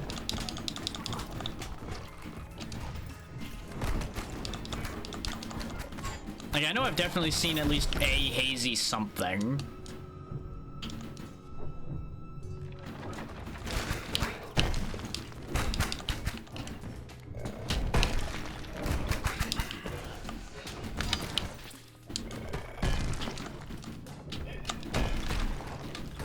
The slowdown from the bomb almost screwed me. Which would have been probably the worst way to die so far, at least for a bit. Cool, that was almost another dumb way to die. Now I have to do an elite room before the shop, right? Well.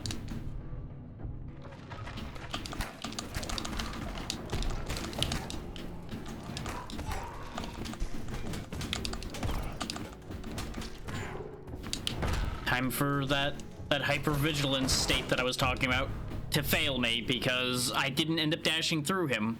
What are your hobbies apart from dying?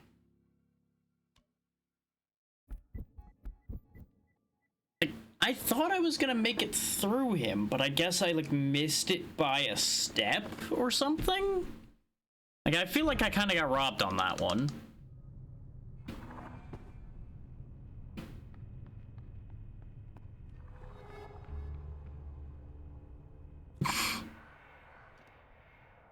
Well, we got the 1,000 scenery elements one at least, which makes that run at least have a purpose other than finding a new item. Can't afford anything, so never mind.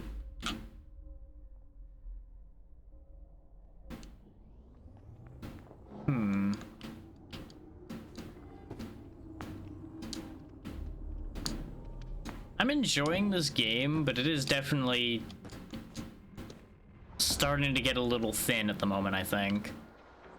Not that I'm upset with the game, but that I'm, like, losing the momentum of gaining items and such a little bit. There's always, like, dry spells you hit with this type of game, especially when you're not doing the best you could be. So I think we'll try one more time, and then I don't know if I'll call it for the day or just change games. I haven't really decided. It'll probably end up being how I feel when we get there. Because it depends on how long this run lasts as well. If this ends up being, like, an amazing run because of last run syndrome, which so frequently happens. then obviously that'll probably just be it.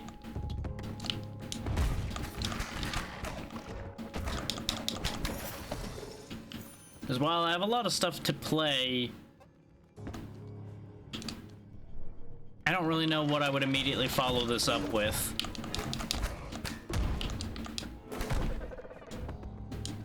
Like, there's a very real possibility that choice paralysis just stalls things hard. Oh, hey, we actually got a heart out of a piece of furniture when I didn't need it. Hopefully it'll still be there if I need to come back for it. Oh, interesting. We can do even more bonus damage for even more bonus damage taken. Interesting. That is one thing I'll say, is the fact that there's different versions of the same item is kind of nice, but it is also slightly confusing at times. We'll take the hidden dagger because we've not used that before. Though, I don't know how beneficial the last attack in a combo damage will be.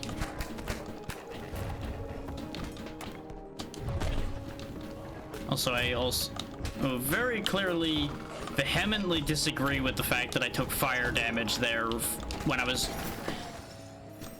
I thought slightly above the fire, but I guess there's a little bit past the top of the indicator there.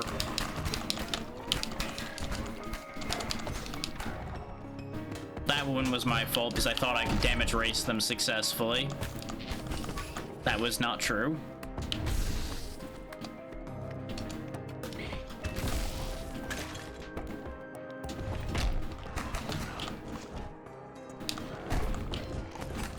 Yeah, it's also a little bit tricky to commentate over a game like this at times because you have to focus a certain amount to just not do terribly. I really need to do more open call days. That probably would be a big help at times like this. And I know I said many times that I was going to start doing that more, and then I just didn't do it.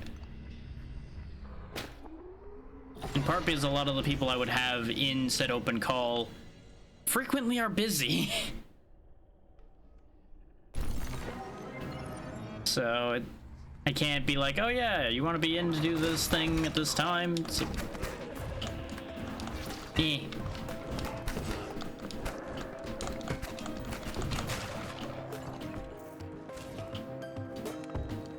Things like that can be a tricky bit to arrange. So honestly, I need to do more with the group in some ways in general. Nice, we got an upgraded attack speed and damage increase. Happy for that. This is definitely last run luck right here. Where they're trying to hook you back into the game after beating you down a bit. Is like, y'all probably don't realize this, but there's more people in the group than you've seen. Mostly because I've just not ended up actually doing anything with some of the other people in the group. Now, there's an extra layer to that, I will say. And that is, I think I'm gonna have to swap some people around. Like, a couple people may end up having to not be a part of that specific group at the very least anymore. Not because of any actual issue, but just because of a lack of connection. Like, there's no benefit for either party to really keep that whole arrangement going. Like, they would obviously still be friends of the channel and of me, just maybe not actively working together because there's been nothing from that. So there'd be no point in continuing that angle. Which also leads into a other slightly more complicated and drama-oriented situation that I need to address soon in TM as well, because there's decent odds on somebody not being a part of the group anymore as a result of that as well.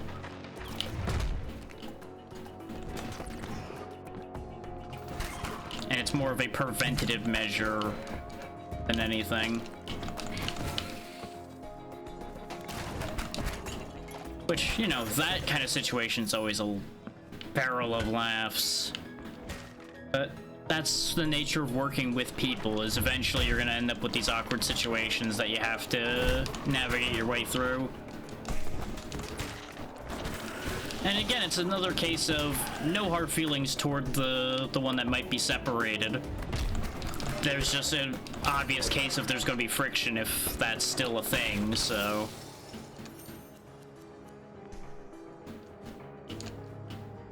I can't really afford to be having extra friction.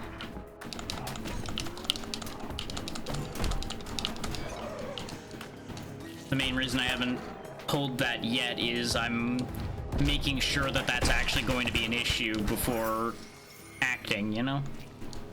You don't want to end up causing anyone more grief than necessary when you could actually just avoid that situation in the first place.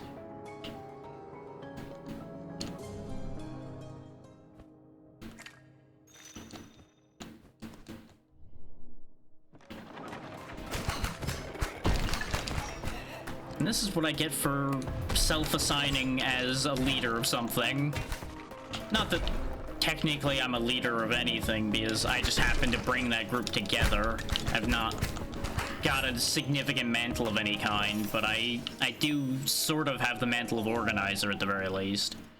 So, there's a layer of responsibility there. So that's a whole thing that I have to deal with, that most of y'all probably never fully realized because things don't seem very organized with the group, but you know. That is purposeful because I don't want it to be too big a deal. But it is an important facet, like, I'm genuinely making decisions and moving things around to benefit that group as much as I can. And keep that whole process relatively smooth.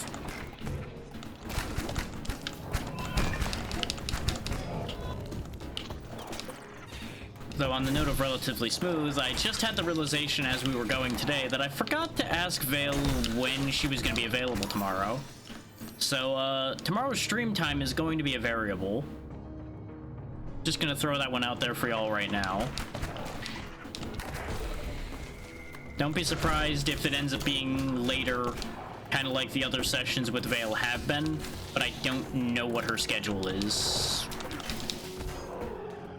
Kind of gotten used to doing the same thing at the same times when certain people are involved, so it's just like, oh yeah, it'll probably just be that, and then I just didn't think any further of it. So I'm gonna go back and fix that today and get verification on all that and all that good stuff.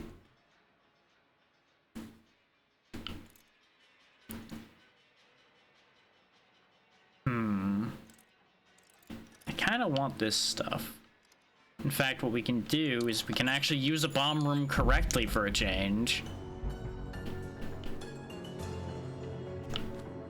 Look at us using our tools appropriately. What a wild and novel concept, eh? And it's already pointing where I want it to go. I love that it has an X on the boss room. Like, no, you can't blow up the boss door. Don't do it. Even though that'd be really funny if they let you do that. We actually have a lot of money.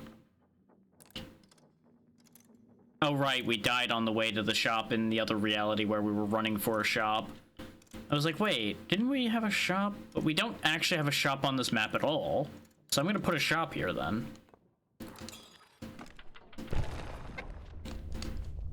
Because we got a lot of money to spend. Dashing leaves an infinite echo dice. Ooh, sure. That sounds fun. So now I have a way of getting extra attacks in, which is nice. When you're out of control, rooms cost less. That's great, except for the fact that that's still more or less guaranteeing you to get cursed. And the ethereal prism that attacks out the other side. This was not that good a shop, if I'm honest. We could make another one if I really want to, but let's not do that yet.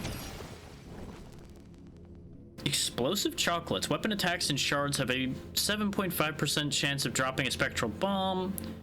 Yeah, you know what? That sounds like fun. It's a low chance, but we do a lot of attacks, so it's not as low as it may seem. Especially since we're technically getting multi-attacks when we dash through enemies now, because I leave dice in place. This really is, like, a really potent run that we got going here. In true last run fashion. I thought the double dash was going to be good enough for that. Turns out it wasn't. I also forgot we had the 30 hit drop bomb thing. Huh. Now the problem with going down here and getting these is it's gonna take a decent amount of parts to get there. I guess I could ignore the elite room. Even though the elite room is arguably the most profitable part of that section other than the treasury room. Because the regular enemy room is just kind of there. It's just a connecting point.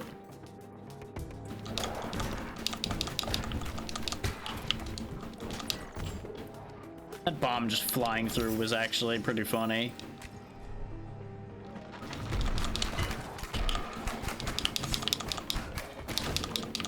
Oh, and in other news, I tested the setup for the 3DS Monster Hunter games, and it's shockingly smooth. Like, other 3DS stuff I was testing was kind of janky, so I was like, okay, this is probably going to be a bit of a problem. Nope, smooth as butter, zero issues. And I have a theory as to why. I'm pretty sure it's simply a matter of the people designing the emulators spent more effort on certain games' compatibility than others, because, you know, more people are looking for that one. So that gets priority over the weird nonsense I was trying to set up. And obviously some of those also just have weirder effects in them that are harder to emulate as well.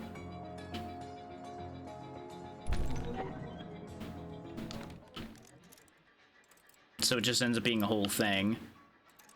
I think I just slapped down a healing room after I go buy the heart from the shop here. Unless I want to throw down another shop. Because we do have a lot of money still.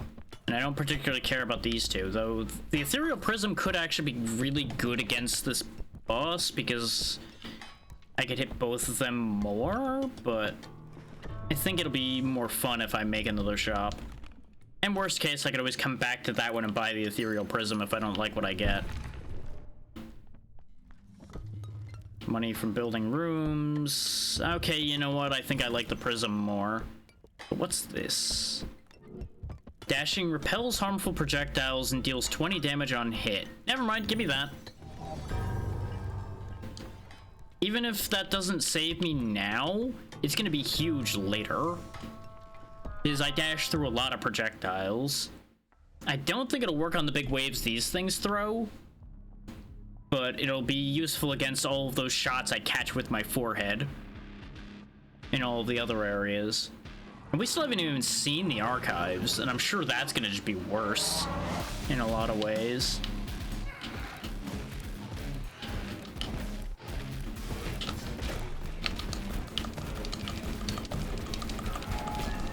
Oh wow, that damage output was nice.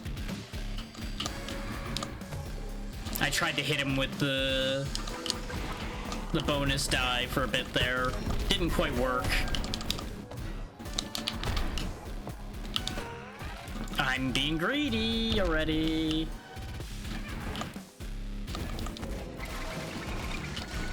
There we go, force them into phase 2 so that attack just doesn't even happen.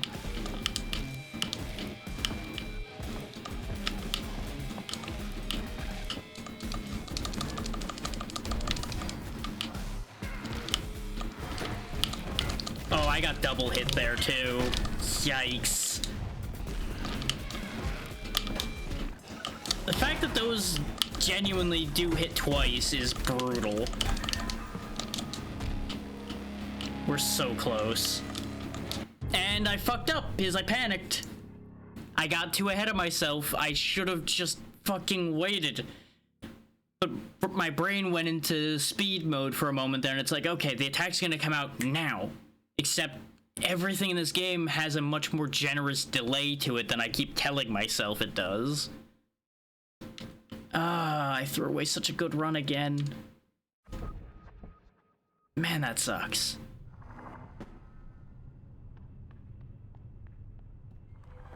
Right side, we got a lot more crystals out of that. Not that any of these are particularly amazing choices. Yeah, and that's expensive.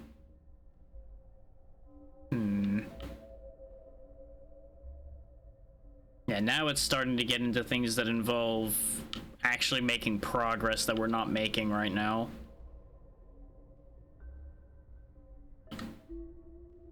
That's nice. Being able to get some control when you blow things up would be nice.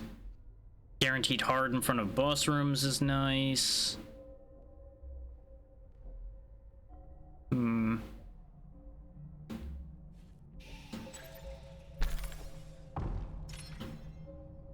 Either of these would be good to have, but we can't get them yet. That run did give me hope, though, so I'll at least try one more time. This is gonna still end up being a relatively short stream today. Unless I pull an idea out of my pocket on the way through this run. And as a means to continue it. But having a short day now and then is also just not that bad a thing.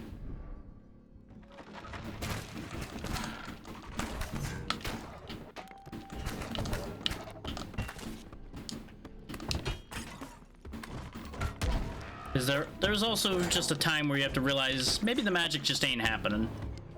And on a given day. And there's nothing wrong with that. Why does... This must be just for if there's a room underneath this.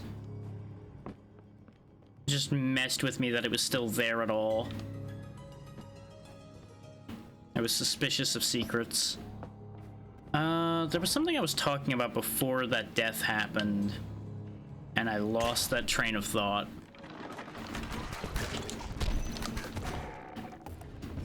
So that train of thought's just gonna have to be left at the station, I guess, because I don't remember what I was talking about.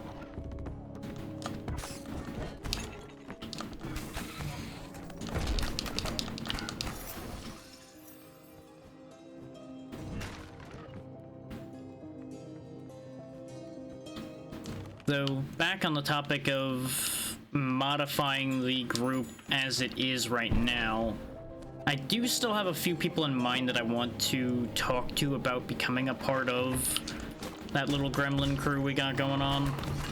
It's just gonna be a matter of whether they have time to be a part of such a thing. I will freely admit, I should have been a little bit more particular about who I invited to a certain degree, based on the fact that some people just genuinely have no time.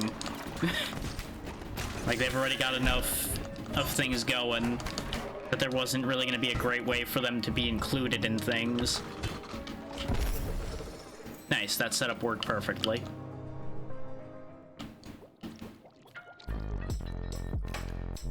Same things you had before, which doesn't help me right now.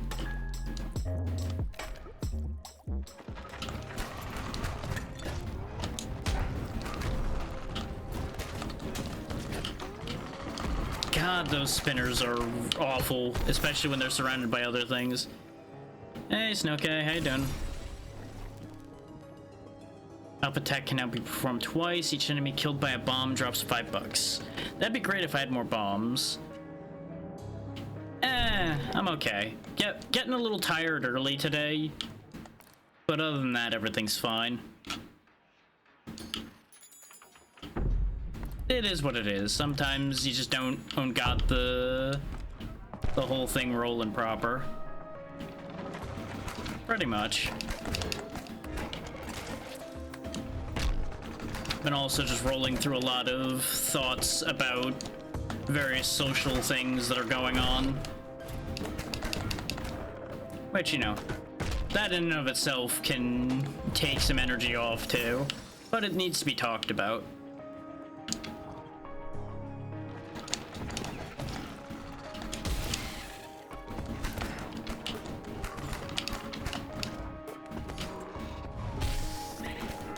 But yeah, the fact that there are people that have no available time and things like that are where some of the group restructuring is going to come into play from. None of the people that you've seen frequently as part of the group are going to be affected by this. It's those that people don't even realize are in the group that are potentially going to be affected, and I might not even really trim down that much.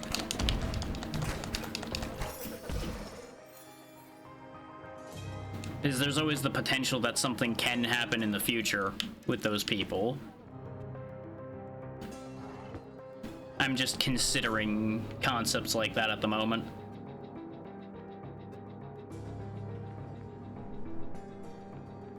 How to explain the actual thought process here?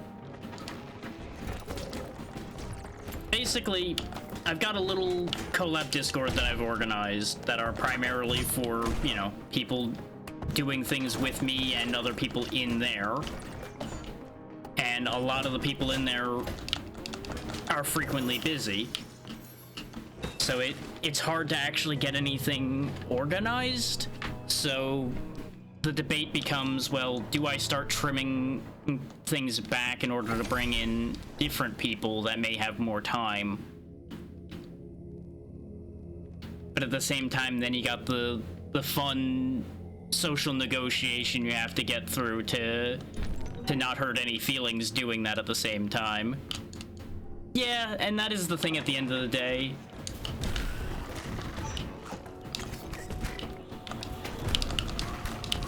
I'm just thinking out loud because I have nothing else to particularly talk about at the moment. And letting people in on what the thought process is while I'm at it.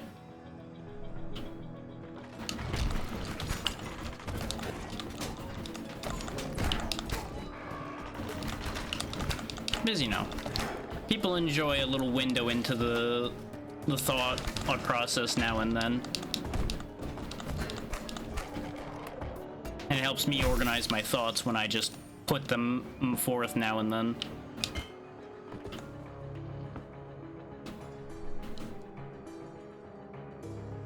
Because honestly, part of the thought process I've rolled out here, I hadn't even fully thought through until now, because there were pieces of it that I genuinely hadn't gotten to until it was something I had to cover as I was talking about it.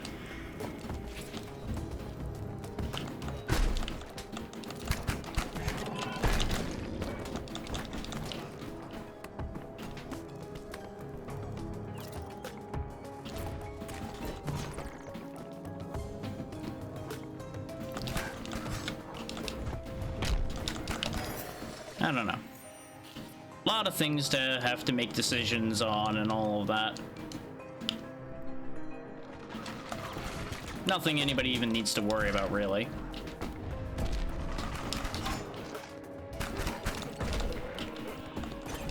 Just gotta fill the air somehow. Which is the other sign where I'm like, yeah, you know, maybe this should just be a short day. Not having anything to talk about kind of makes it hard to run a thing. That was not the one I wanted to explode, but you know what? We take those. It's still one less enemy running around. Oh, that healing room is gonna be important now.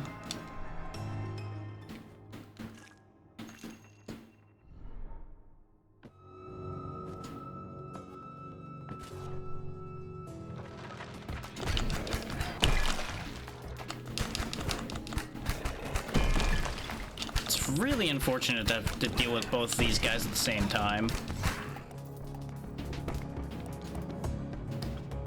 Despite it only being like a, I think, slightly higher than 10% chance, we're getting a lot of bombs out of enemies. And the moment I need that, it's probably not going to happen anymore.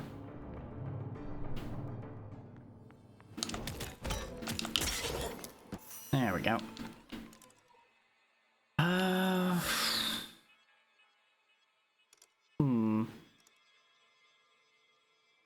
This map is a mess. We have enough control to really work around it, so it should be okay. Well, I say that and then I look at it again and reality sets in, but that's neither here nor there. Connect those, connect that, and then... I should have put the healing room over on the other side, but there we go. Now we can go to all these rooms, including the boss room. I'd love to get that treasure room, but I don't think it's worth adding an extra 2-block room just to get to that at this point. I'm also trying to figure out how to trim back my pathing in this game a little bit. But I feel like you're actually kind of intended to make larger paths in this game, considering the amount of control they let you have. I just worry that in the next section, I'm not going to have enough to keep placing down the paths I need to place.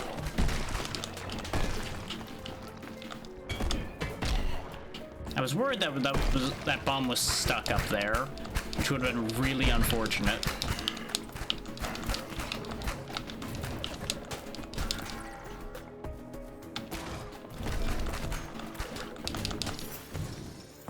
Huh, that worked out better than expected. I don't know why that bullet didn't hit me. I'm happy it didn't, but I'm confused. Because the exact same circumstances have played out and the opposite has happened before. So I apparently don't understand the rules there yet.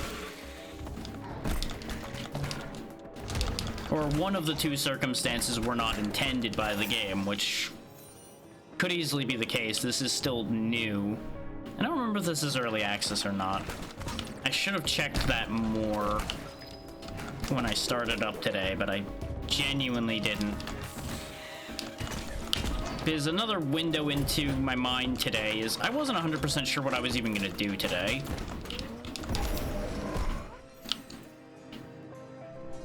Which you bright folks that have noticed that when I don't know what I'm going to do, there ends up being a decent amount of times where it doesn't end up being the most energetic of days. Good news, you found the pattern. Well done. Is usually the mental tired days where I can't figure out what I wanted to do to begin with. So, the two kind of go hand in hand.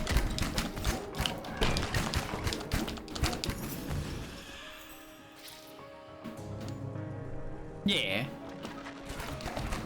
It is absolutely just a standard thing.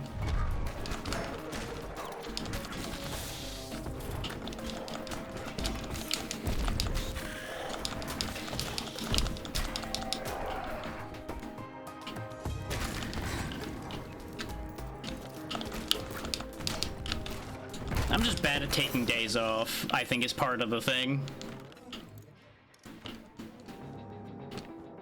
Though I feel like this is a business where most of us are bad at taking days off, because it is not exactly an encouraged behavior. Necessary though it may be sometimes. Yeah. No, I'll be fine. I'm not that bad off.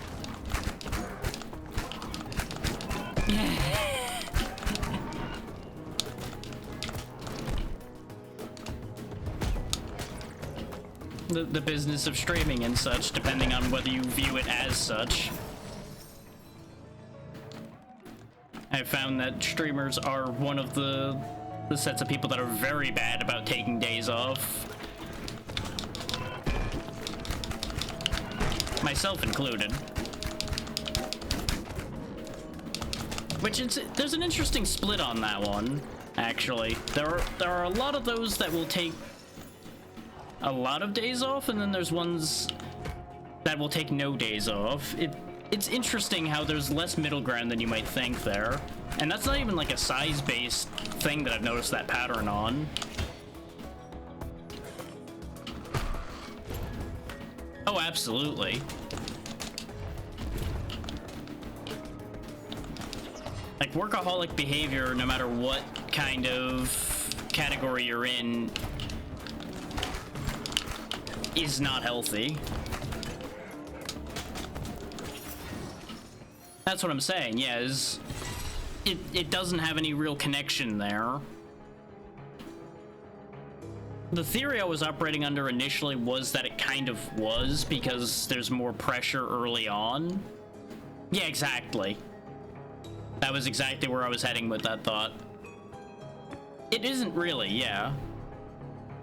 You end up with false positives because of the results that people get, but it doesn't actually mean what it seems to mean, if that makes sense.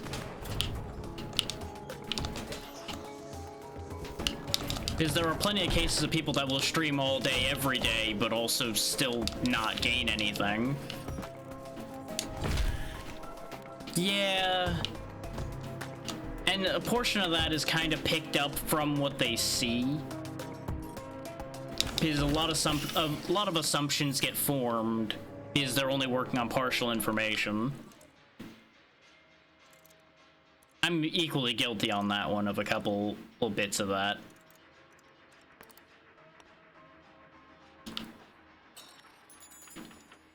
Because, you know, you can only work with the information you have.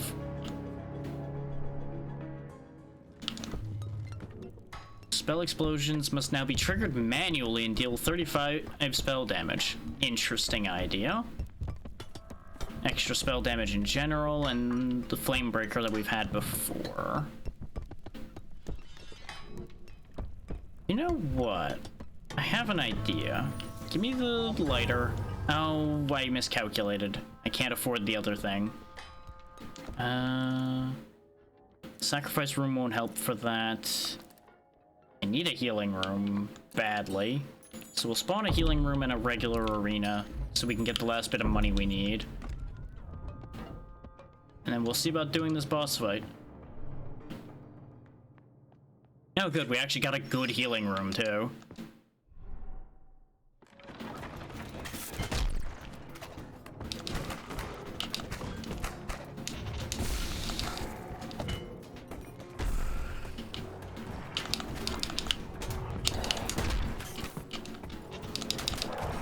I do think that the manual explosions are going to get me in trouble in the boss fight, but I think it'll be an interesting idea regardless. And I want the Flamebreaker Glove for the extra damage that it ends up equaling out to. Problem is, I don't know if it's going to be as useful for the boss as we've discussed before, but I gotta grab it now or I'm not going to be able to grab it. This is either going to work out or it won't.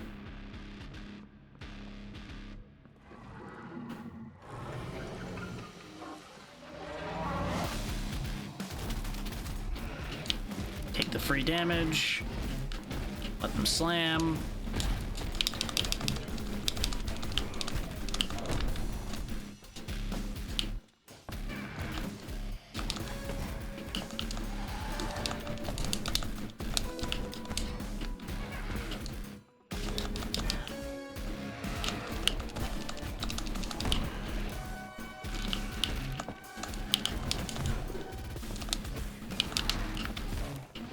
I can't believe I got away with that one.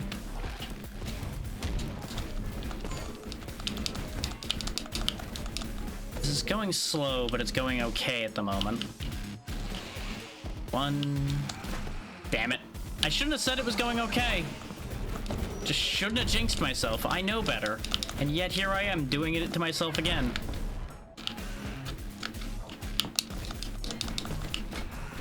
Got greedy. Because I thought I could push them into the second phase like I just did. But I accounted incorrectly for the amount of damage.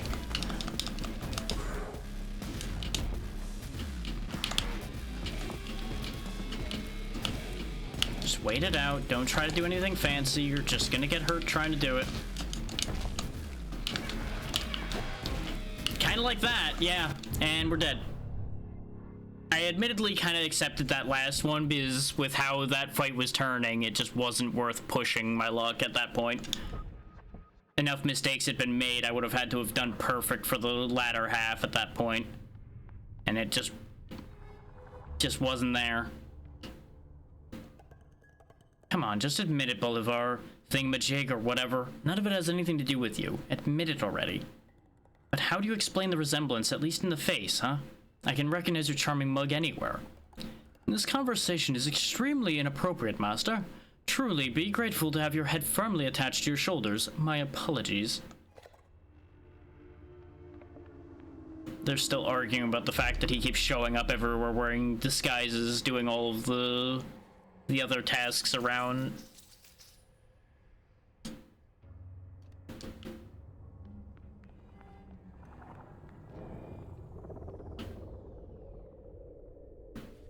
We can at least get the one more heart, but I'm not doing another one.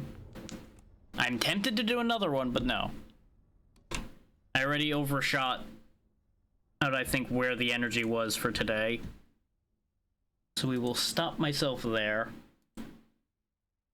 And we will find somewhere else to be.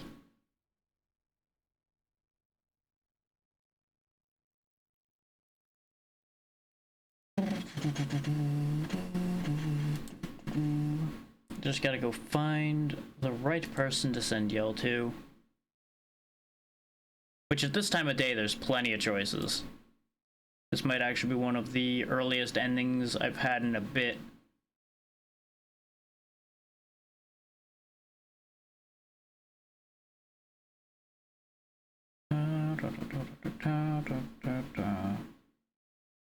It's actually not as many as I would think, because I think I'm heading out before some of them even started. That I'm used to seeing at like 6.